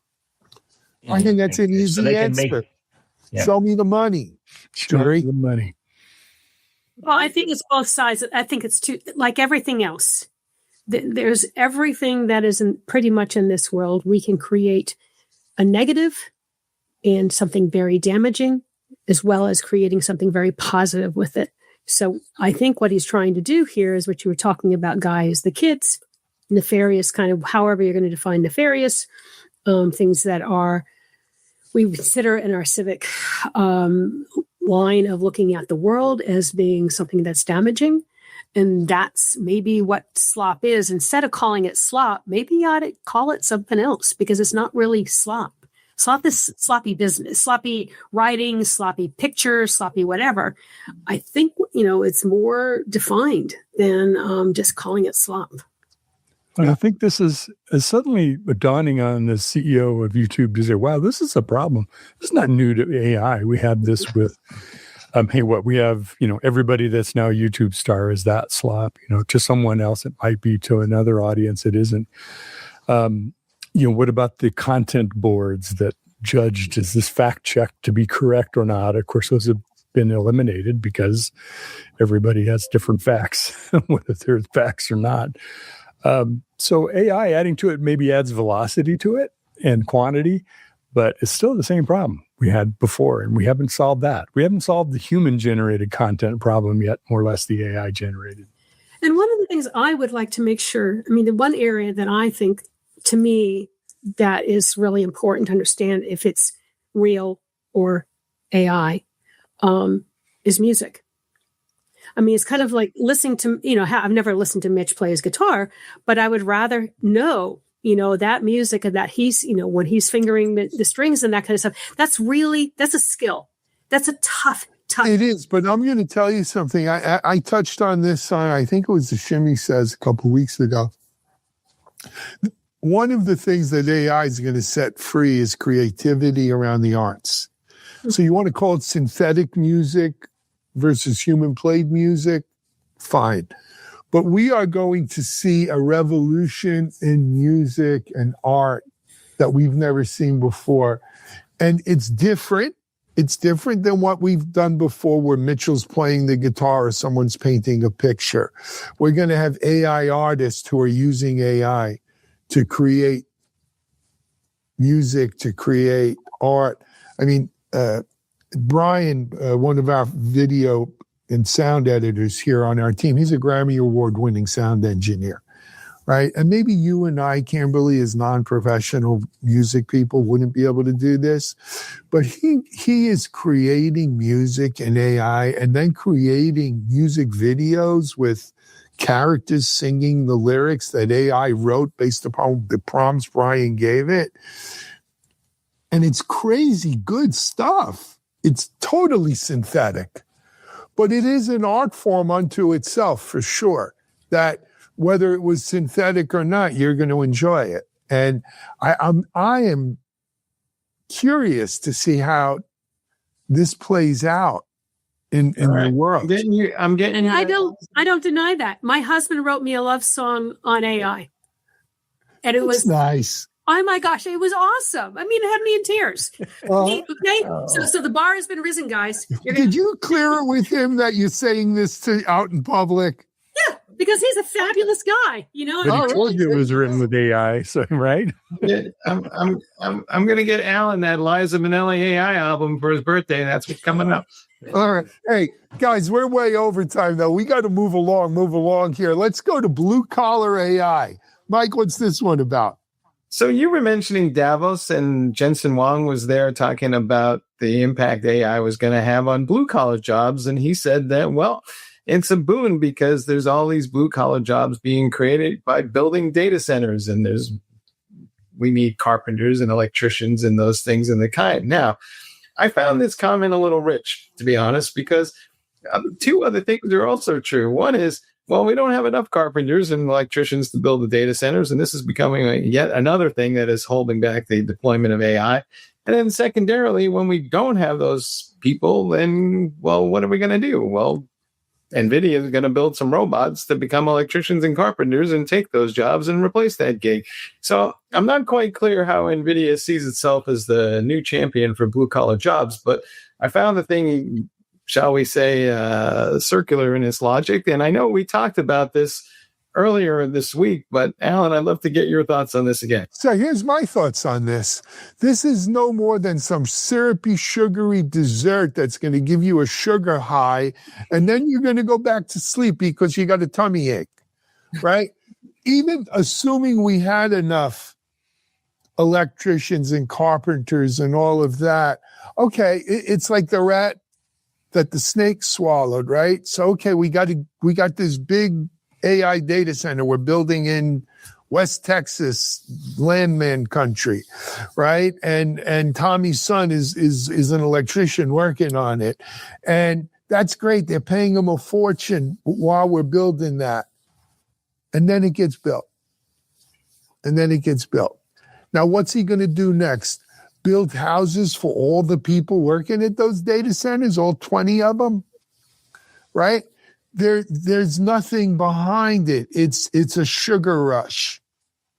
And unless that electrician is then going to pack up and move to, what was it from yesterday? West Des Moines, Iowa, not East Des Moines, West Des Moines, to build the next data center there. And when he's done there, he's going to go on and get his scuba gear and build the next data center at the bottom of the ocean, and then get on Blue Origin and build the next data center up in space.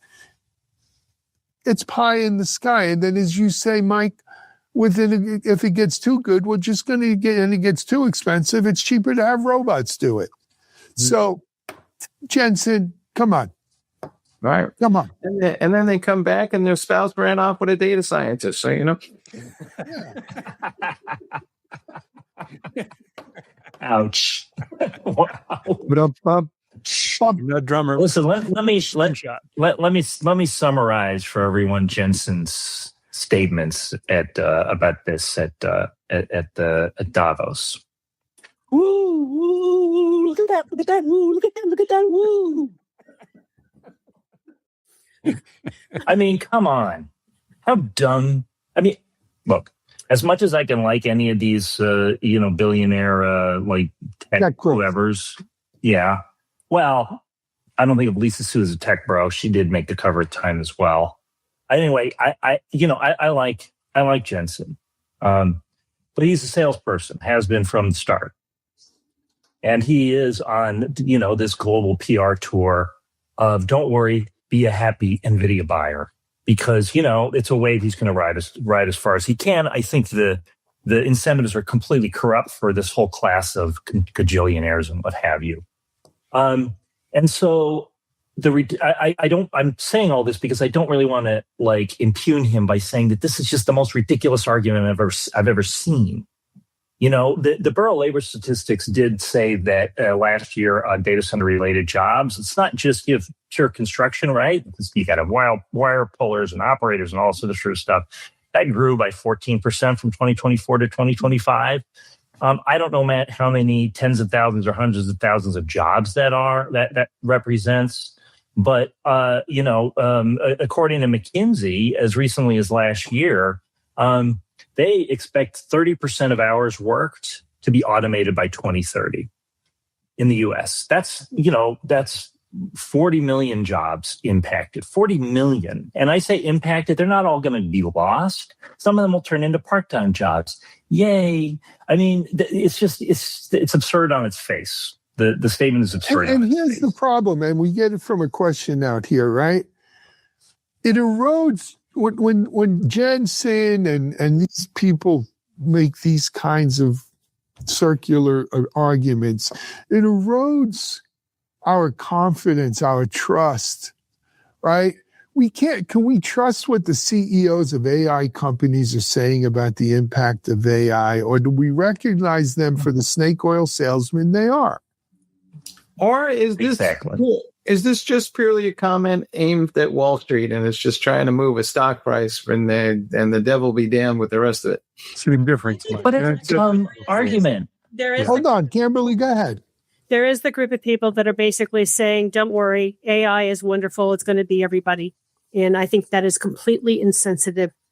And it is ignorant. It shows how ignorant they are and how out of touch they are with what is going on in the world. Well, hold on, Cam. Hold on.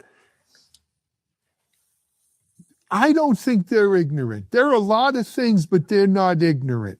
Okay, they're out of I think they think we're ignorant, maybe, but they're not ignorant. You know what I'm saying? Okay, so it's callous. Time coming out of Davos. So here's Jensen, spouting all this stuff.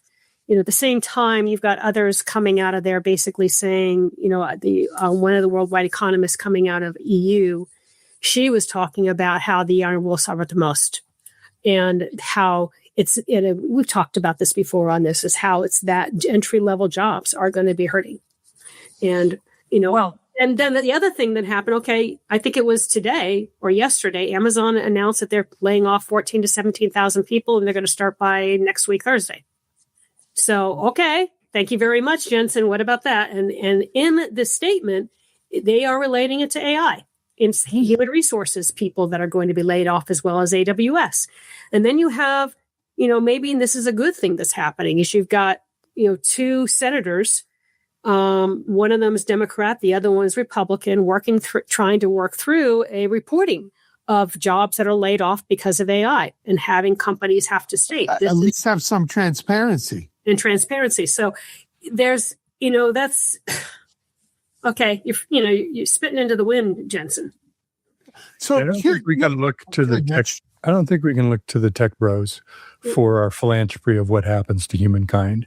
No. When it comes to AI, they have a very clear agenda. They're running companies. They have stockholders, and they're about building the value of the companies and the value of the stock for their stockholders as well as themselves, no doubt. I mean, that's the environment. It's whether you want to call them robber barons from back in the railroad days, you want to call them tech bros today. That's their purpose. They're not philanthropists about what happens in society. What I'm disappointed about Davos is we spent all of our time talking about Greenland and ridiculous things like that, instead of talking about AI and what that impact is to our economies. Because it isn't just stock value. It's, the U.S.'s value is its purchasing power, right? The gross domestic product. And if people don't have incomes, well, guess what? Doesn't matter how fast or quicker or better you can make something with AI if nobody's out there to buy it. You consume it. Well, so it is in their interest to work on that part of the problem. And I think that's what we need to challenge them to do. They're not my heroes because they're tech bros. They're certainly not. That's all goodness for them. But when we look at Davos through the lens of history, there's one quote that is going to sum this Davos up. If you don't have a seat at the table, you're on the menu. Boy, isn't that true? God bless Mark Carney. That was a brilliant speech he made. All right, let's move along. Move along. Come on, move along. Is that the droid you're looking for? Not the droids you're looking for, Mitch. Trouble with tribbles. Oh, no, trouble with platforms. So we have a post up on platformengineering.com that we would encourage everybody to go check out, but it talks about the challenges IT teams have with creating and maintaining platforms, and they give some advice about how to go about doing that. Kimberly, I'd love to get your thoughts here, because we've been trying to make IT platforms for decades, and there seems to be some sort of pressure that always comes around that says we can't keep the platform the way we want it because somebody wants to innovate something, or there's some bespoke thing over here. And just what makes it hard to manage IT as a platform versus kind of what we see every day? So I think that's called, one tool to solve them all, which really doesn't exist. We have done that many times. So if what we're saying is I want, one single screen, I still have to go down, to the core of the technology, whether it's the server, the network, or the storage device, and kind of get into the technologies thing. And you just can't. We've done this, I don't know, for years and years and years. And each time it's kind of failed because it only can do so much when we have a simple platform, because the complexity, I mean, I was this last week for some work that I was doing, I'm reading up on heavy duty, high end SAN systems. And when you look at how complex those things are, I mean, there's a JBot, and then there's these things, that whether it's the DS8000 or the, PowerMax or whatever, those things are super complex. And the options to do things like replication and synchronization, or whether or not doing, service level optimization, are huge. And to think that somebody else could build a single platform to manage all those kind of things, then let's throw in file systems and object storage all of a sudden, which are, two different completely protocols. Be crazy. Ain't going to happen. Hey, I got to call timeout. God bless Kimberly Bates. Let me just tell you something about this lady right here. She quote unquote retired from Futurum Group, I guess around the first of the year, December or Thanksgiving, a couple of months ago. She spends her weekend digging in on reports about the latest SAN storage platforms and everything, and whether they're what's going on with them. Probably while she's on the slope. So let me think about that platform. Who else does that but Kimberly Bates? Who else? Curiosity. The little person that I've got, it's like, just can't stop it. Just when you thought you were out there, pulling you back in, you need to get back on the horse, lady. I should show you the sand my toes were sticking into this last week. I mean, all right. I was reading Charles Dickens that time. I was reading Charles Dickens, okay? I was not reading the other stuff. All right. What did Dickens have to say about JBots? Just out of curiosity. But wait, A Tale of Two Cities is an IT story, but that's another. Thank you. Well, I'm a big advocate of platforms, but one vendor's platform is another vendor's product suite, right? Like, what is it supposed to do for you besides better packaging, better branding, and trying to rationalize siloed individual products? That's obviously not a platform, but I think you have to go back to why do you want a platform? One of the drivers tends to be better integration, less integration you have to do across functions that happen of either the organizations or processes that happen on a particular platform, whether it's security or operational or development. Another aspect is data usage and accessibility. So you're not constantly trying to integrate different data sources across different vendors' tools, even from the same vendor, things like that. And then I think the third thing is workflows that can happen across that, both multi-organizational and disciplined workflows. They take observability, right? It isn't just IT ops. It isn't just security. It isn't just platform engineering. It isn't just development. It's all those things. So I think you have to evaluate it based on some principles like that. You may have your own of what a platform means. That's some of the core of what I think it is. But everybody, like every other term in our industry, once it's popular, everybody has it, whether they have it or not. It's on the label, it's on the billboard, but it may not be in the product. Yeah, I'm not a big fan of the word platform, but frankly, I can't think of another term that could be used in its place that was more accurately describe what we're dealing with. But I don't know. Well, Slop's already used. I think it's one of the Mike. So that one. Yeah, it's one of the rare cases. I think, Mike, where the word platform actually applies because it's vague. And okay, so we've had platforms, if you will. vCenter would be a platform. The way it's been was designed and how you click through it. Red Hat, OpenShift, and how they put all that together is a platform because I can manage it. I'll take you way back. Something called VCE. If you remember. Oh Lord, that's a way back. I worked there. Yeah. Well, there you go. Work limited successors. Yeah. The concept of that was to deliver, you rolled in a box. That was a platform. Where NVIDIA is trying to create the platform in terms of what they did in the latest boxes that they are delivering, or some of the companies are delivering, the AI in a box and rolling that in. So you have a platform to smooth and ease the process of it. So there is that. I mean, I did say you can't do this. It's tough to do, but we have done this. But it gets better. Kubernetes is a platform for building platforms. So, wow. But my take on this story was, I think, different from you folks. My take on the story was that the best platforms in the world don't address the fundamental issue of ops paying attention to and providing what dev needs. I mean, a little DevOps. To requote Alan from earlier, I am shocked to hear that there is ops people not listening to dev people in this establishment. This is like one of the oldest stories ever. It probably goes back to ENIAC. You have the dial twiddlers and propeller head system builders, and they just want to create beautiful, in this case, perfect platforms. And if the dev people don't use it the right way, well, that's the dev people's fault. I mean, let my people. Yeah, it probably does. It probably does.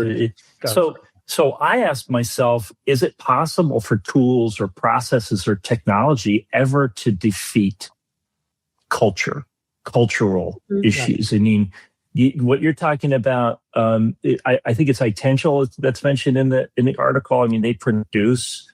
Their design points are around a lot of the things we talked about, Mitch, making it easier to support what dev already does instead of making dev change what they do, creating workflows that are relatively easy to set up and run across whatever you're calling the platform or not, to Kimberly's point. That's all great. But this cultural divide, so to speak, just never seems to go away. Well, when you have your way of doing things, I'm sorry, Alan, go ahead. Oh, no, you go, Kim. When you have your specific way you're doing things, especially if you're an old girl like me and you've learned all those things, then you're throwing something else at me to say, relearn how to do this. And I'm like going, I can do this faster if you just let me do it my way. Yeah. Which is the right way, by the way, just so everybody knows. That's the only true, not necessarily correct way. Well, let me jump in here. I got a confession. I've always sort of considered myself the voice of the everyman. In the tradition of Woody Guthrie, Bob Dylan, Alan Schimmel. There you go. So wow. Why do platforms fail? Because I think not for the C level, not even for the SVP level, but for the single contributor, for the practitioner. Platforms are usually something imposed from up high. I'm doing my thing my way. It works. I like the tool I use. I like the suite of tools I've cobbled together because they're best in class. They're what I like. I'm comfortable. And now all of a sudden, some guy up in some ivory tower is saying, we're going to a platform and we're going to Borg you in essence, right? You will be absorbed, you will be assimilated, and you're going to use what I tell you to use and do what I tell you to do when I tell you to do it. And as a worker bee, I resent it. And I use it because I got to use it, but I don't love it. And I don't feel as productive as I was. Right. And I get that we can't have 30 different tools, especially in DevOps. This was a big problem. We can't have 30 different tools for CI/CD. We need standardization. We want one throat to choke. We want it to be more economical. But we also want to be able to be innovative and creative and try new things. And go on. Right. At that individual level, Guy, I want to be innovative and creative and try new things. Exactly. And as a skilled craftsman, I like to pick my own tools. And I was going to ask ChatGPT to create the developer experience Kumbaya song, but I'll scrap that now. There you go. So that last song for the DevOps. That's Blowing in the Wind by Shimmy for today. But that's why I think a lot of platforms or adopting platforms just don't make it. They get forced down from up top. This was a big thing. Is DevOps a bottom up, a top down, middle out? A little of all of it to be successful. To be fair, though, it goes the other way, right? Because now you see developers all building their own perfect custom platforms themselves, and then they don't want to maintain it, and then all these things start to sprawl all over the place, and we get the other extreme. Yeah, no, and that's true too. Mm-hmm. You can't have infinite variability here. You got to have some standardization. Anyway, we're about out of time, guys. It's Friday. Well, this has been fun. It has been. Kimberly, Guy, as always, Mitchell, Mike, thank you. Hey, just a quick shout out. I've got a double bonus, Shimmy Says. I did one yesterday on DevOps, the never ending story, but I got one today. On digital sovereignty. Digital sovereignty is national sovereignty. Digital sovereignty is personal sovereignty. I highly go check it. I like that little rim shot. Ching. But go check it out. I think it plays at 2:30 on all your favorite social media channels. This thing you're describing exists in a new country called Shimmerland. You know what? It's on my next album. I think it's currently owned by Denmark and is called DevOps Land or something. Mike, I want to hear your love song to the DevOps people. Okay, it's Friday. I'll indulge you all. It's fine. Anyway, hey, we're going to be back Monday. We've got Techstrong TV following it. We've got so much good stuff going on. Do check out a lot of the content, even on the, if you like written articles as well. We've got a lot of stuff out there for you to learn on, to chew on. We're certainly living in interesting times. So, for on behalf of us all, this is Alan Schimmel. We're out.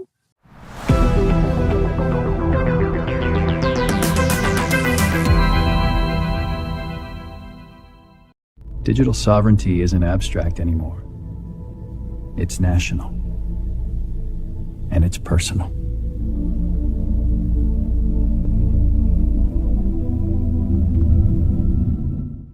Hey everyone, it's Shimmy and welcome to this special Friday edition of Shimmy Says. If you caught my Shimmy Says yesterday, it was rather tame, it was geeky. It's about DevOps, the never-ending story, something near and dear to me. But I want to speak today about something maybe a little spicier, and it's near and dear to me too.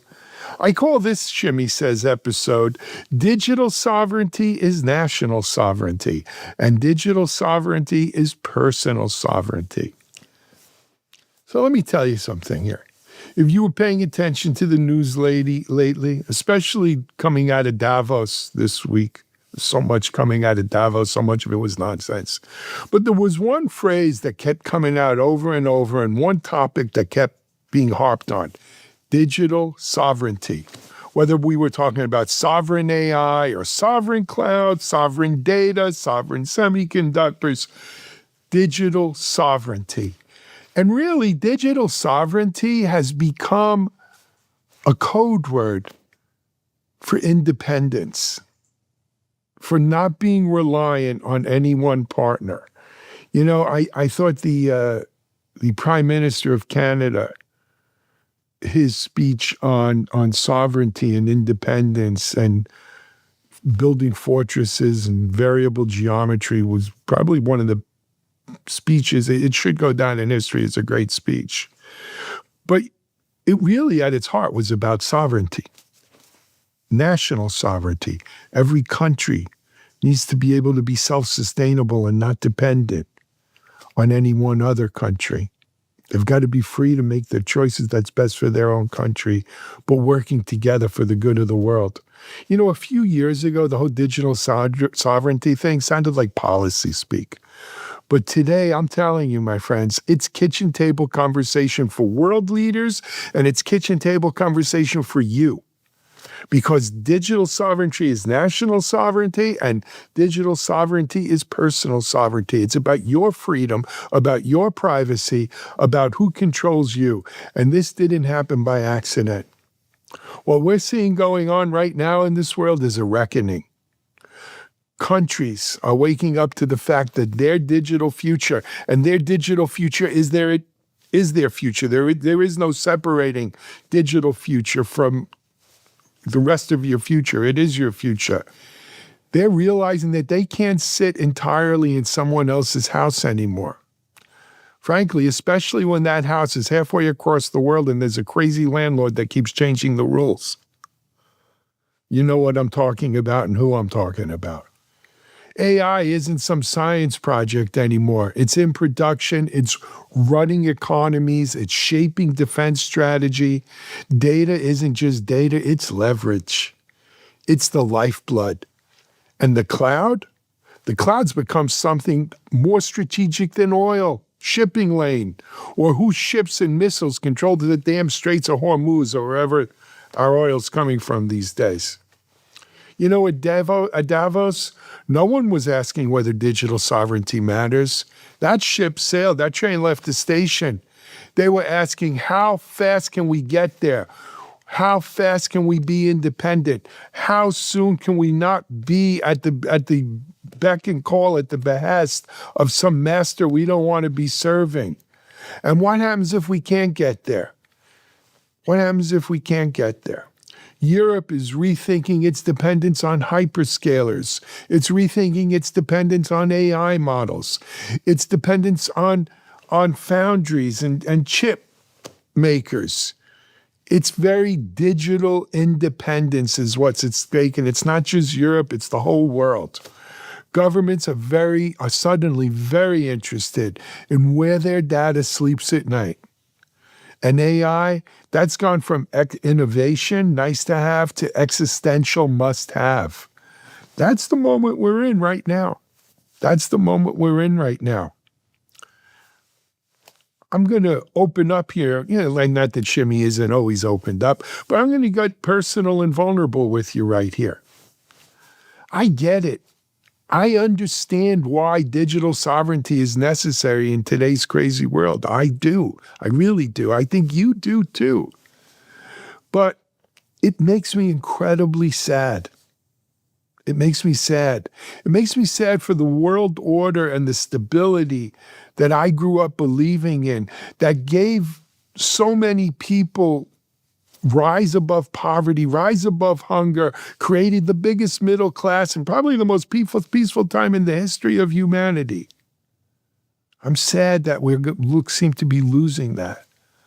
I'm sad for the internet that I saw blossom before my eyes as this big, beautiful equalizer that let me talk to anyone, anywhere in the world, from China to Australia to Singapore to Europe to my friends in Marrakesh, Morocco.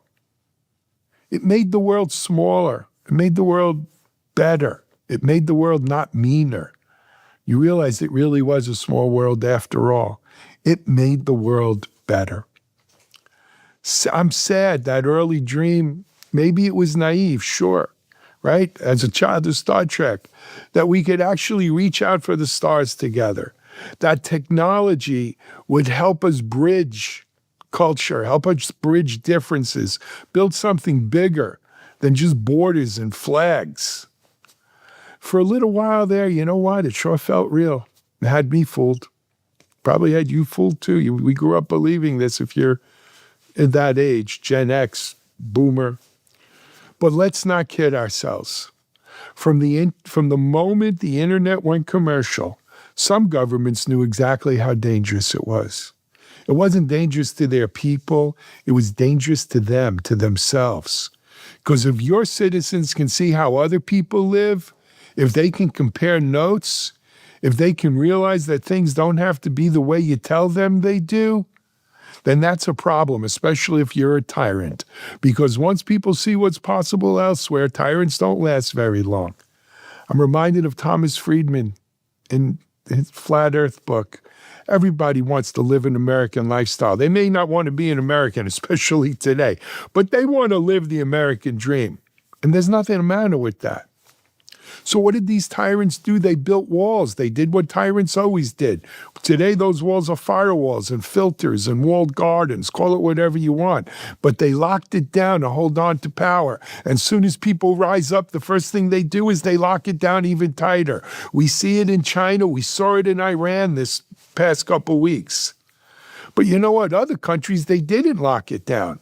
And when their people saw what was possible, when they saw the freedom, the opportunity, a different way of life that could be possible, governments fell and history changed.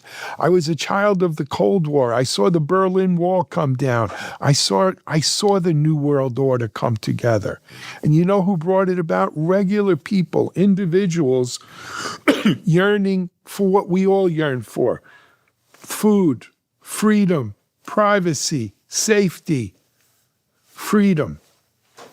And for a brief shining moment, it seemed that this changed, the internet and this stuff, it changed everything. And it made all of that within the grasp of the 7 or 8 billion people in this world. But those days, they seem to be fading fast right now, I'll be honest. And that makes me sad.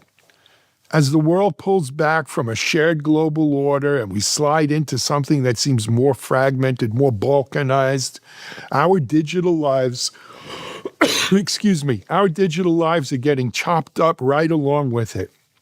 We've got different cloud. We're going to have different clouds, different AI stacks, different rules, different internets. Even if nobody wants to say this part out loud, here's the uncomfortable truth. And I can't say the reasons they're doing this are wrong, but we're going to be lesser for it, worse for it. Some nations are doing this because they don't want their supply chains held hostage. I can't blame them. Fair enough. Others want to protect their citizens from foreign laws that don't reflect their values. Again, makes sense to me. And some look at this and say, this is about national security. This is about our very survival as a people, as a nation. And they're not wrong either. However, it doesn't make me any less sad for what we're losing in this bargain. But I'm not blind to what's going on and why it's happening. It's history. This is humanity. So I accept it. In this new era, every nation has to have the right to build its own digital fortress. As I said before, Mark Carney, the PM of Canada, he said it straight. Sovereignty now means resilience. But let me put it even plainer. Digital sovereignty today is national sovereignty. You can't be a sovereign nation if you don't have control over your digital sovereignty. But wait, I'm not done because there's more. Because here's the part that doesn't get said in all of this digital sovereignty, national sovereignty talk. As important as it is for the nations of this world to control their AI, to control their infrastructure, to control their data, it's just as important for you and me to control ours. Digital sovereignty isn't just national. Digital sovereignty is personal. And that's why I say digital sovereignty is national sovereignty and digital sovereignty is personal sovereignty, because it is personal. Every individual, it's a human right, deserves control over their digital footprint. It's their data, their privacy, their independence. You shouldn't be under constant surveillance unless you actually have done something to warrant it, period, end. If you decide, and it has to be you decide, to give up some of that sovereignty for convenience because of some apps or services or shiny features you want to use, hey, that's your call. I may not like it. I may not agree with it. I think you're making a mistake, but it'll be your decision, not anyone else's. It should never be someone else's decision. Not your government, not a foreign government's, not some platform's decision, certainly not some algorithm's decision. In this fractured digital future that we seem to be speeding off to sovereignty can't stop at borders. It has to extend all the way down to an individual, to a bubble around each individual. So yes, digital sovereignty is national sovereignty, but don't let it get you that twisted. Digital sovereignty is personal sovereignty too. And every single one of us is entitled to it. And that's what Shimmy says. Have a great weekend, everyone. Shimmy says, shimmy says, shimmy, shimmy, shimmy says, ask me almost anything.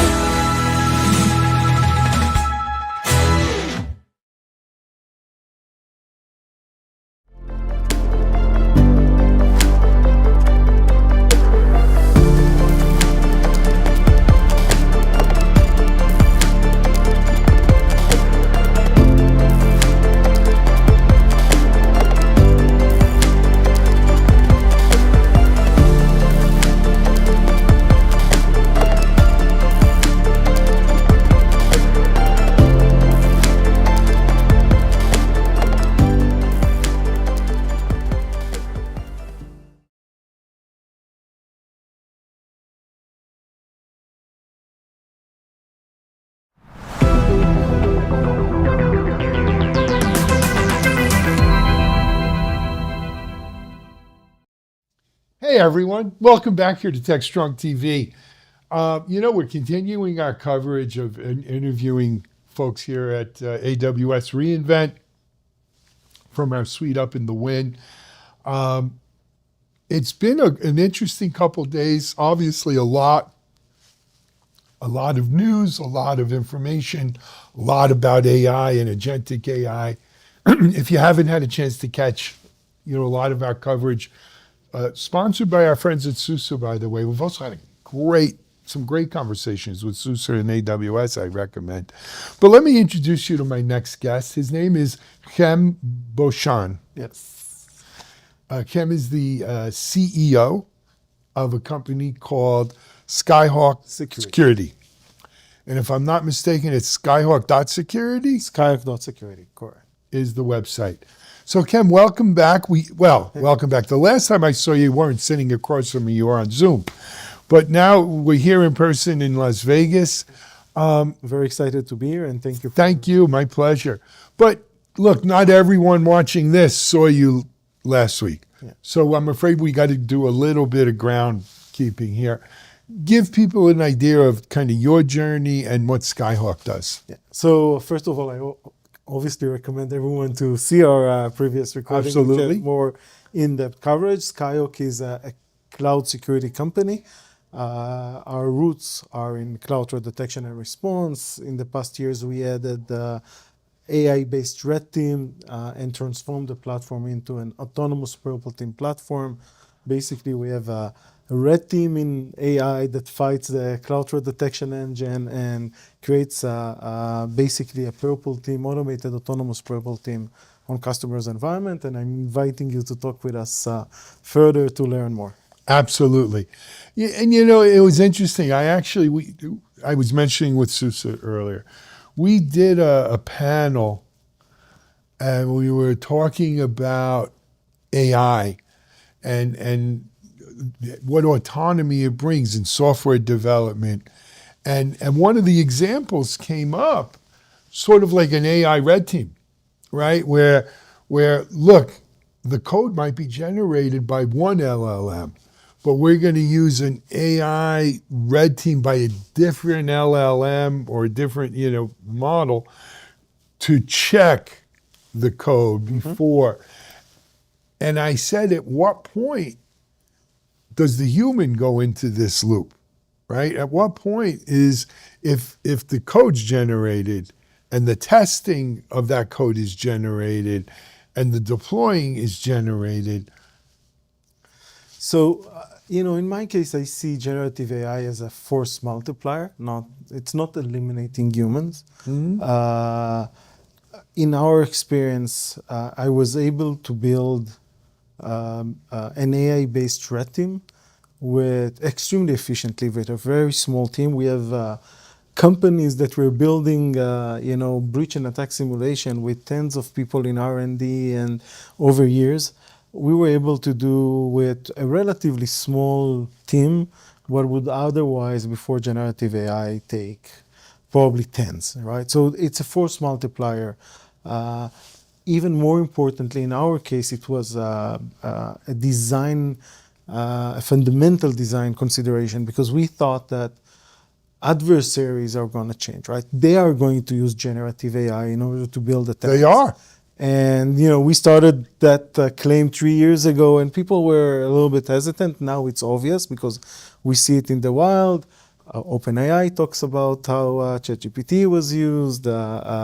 Anthropic were talking about how cloud was just used by adversary to build attacks. So now it's reality. It's obvious.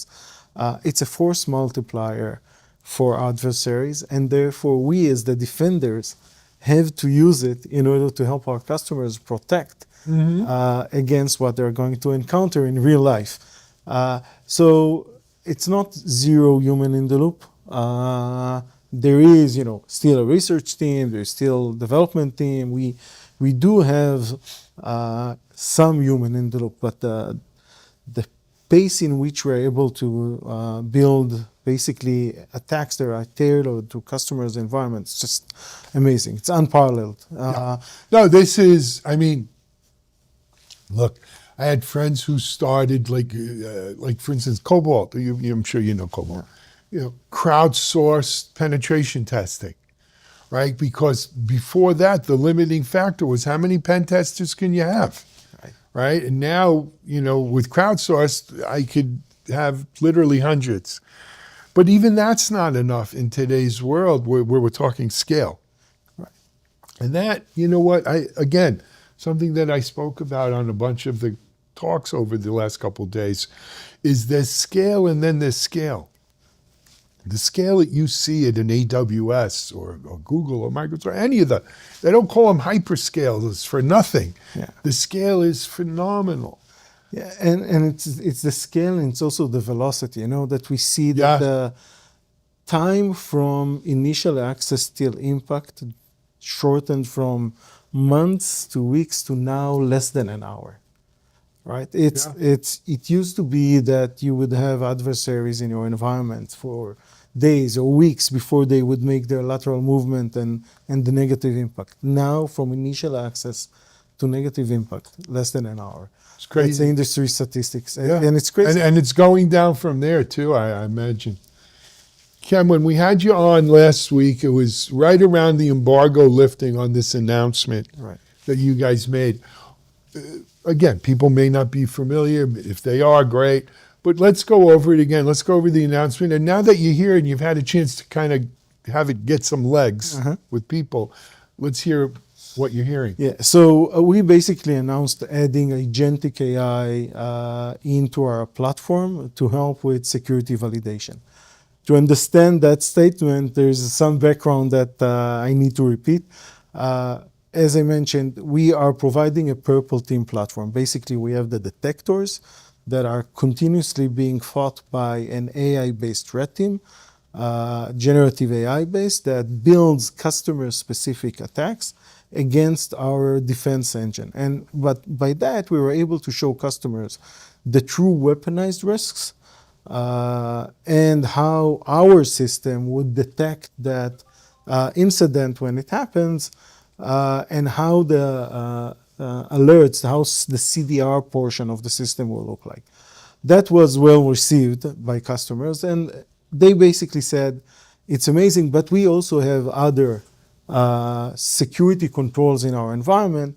And apart from seeing how Skyhawk will react to that incident when it happens, we also want to make sure that the rest of the security controls we have in the environment will properly behave.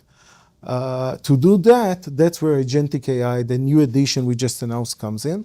Instead of just providing security control validation of the customer-specific risks and our detectors, we are now learning with agentic AI framework, basically learning everything that the customer have in the environment, their SIM solutions, their EDRs. Basically, we're learning everything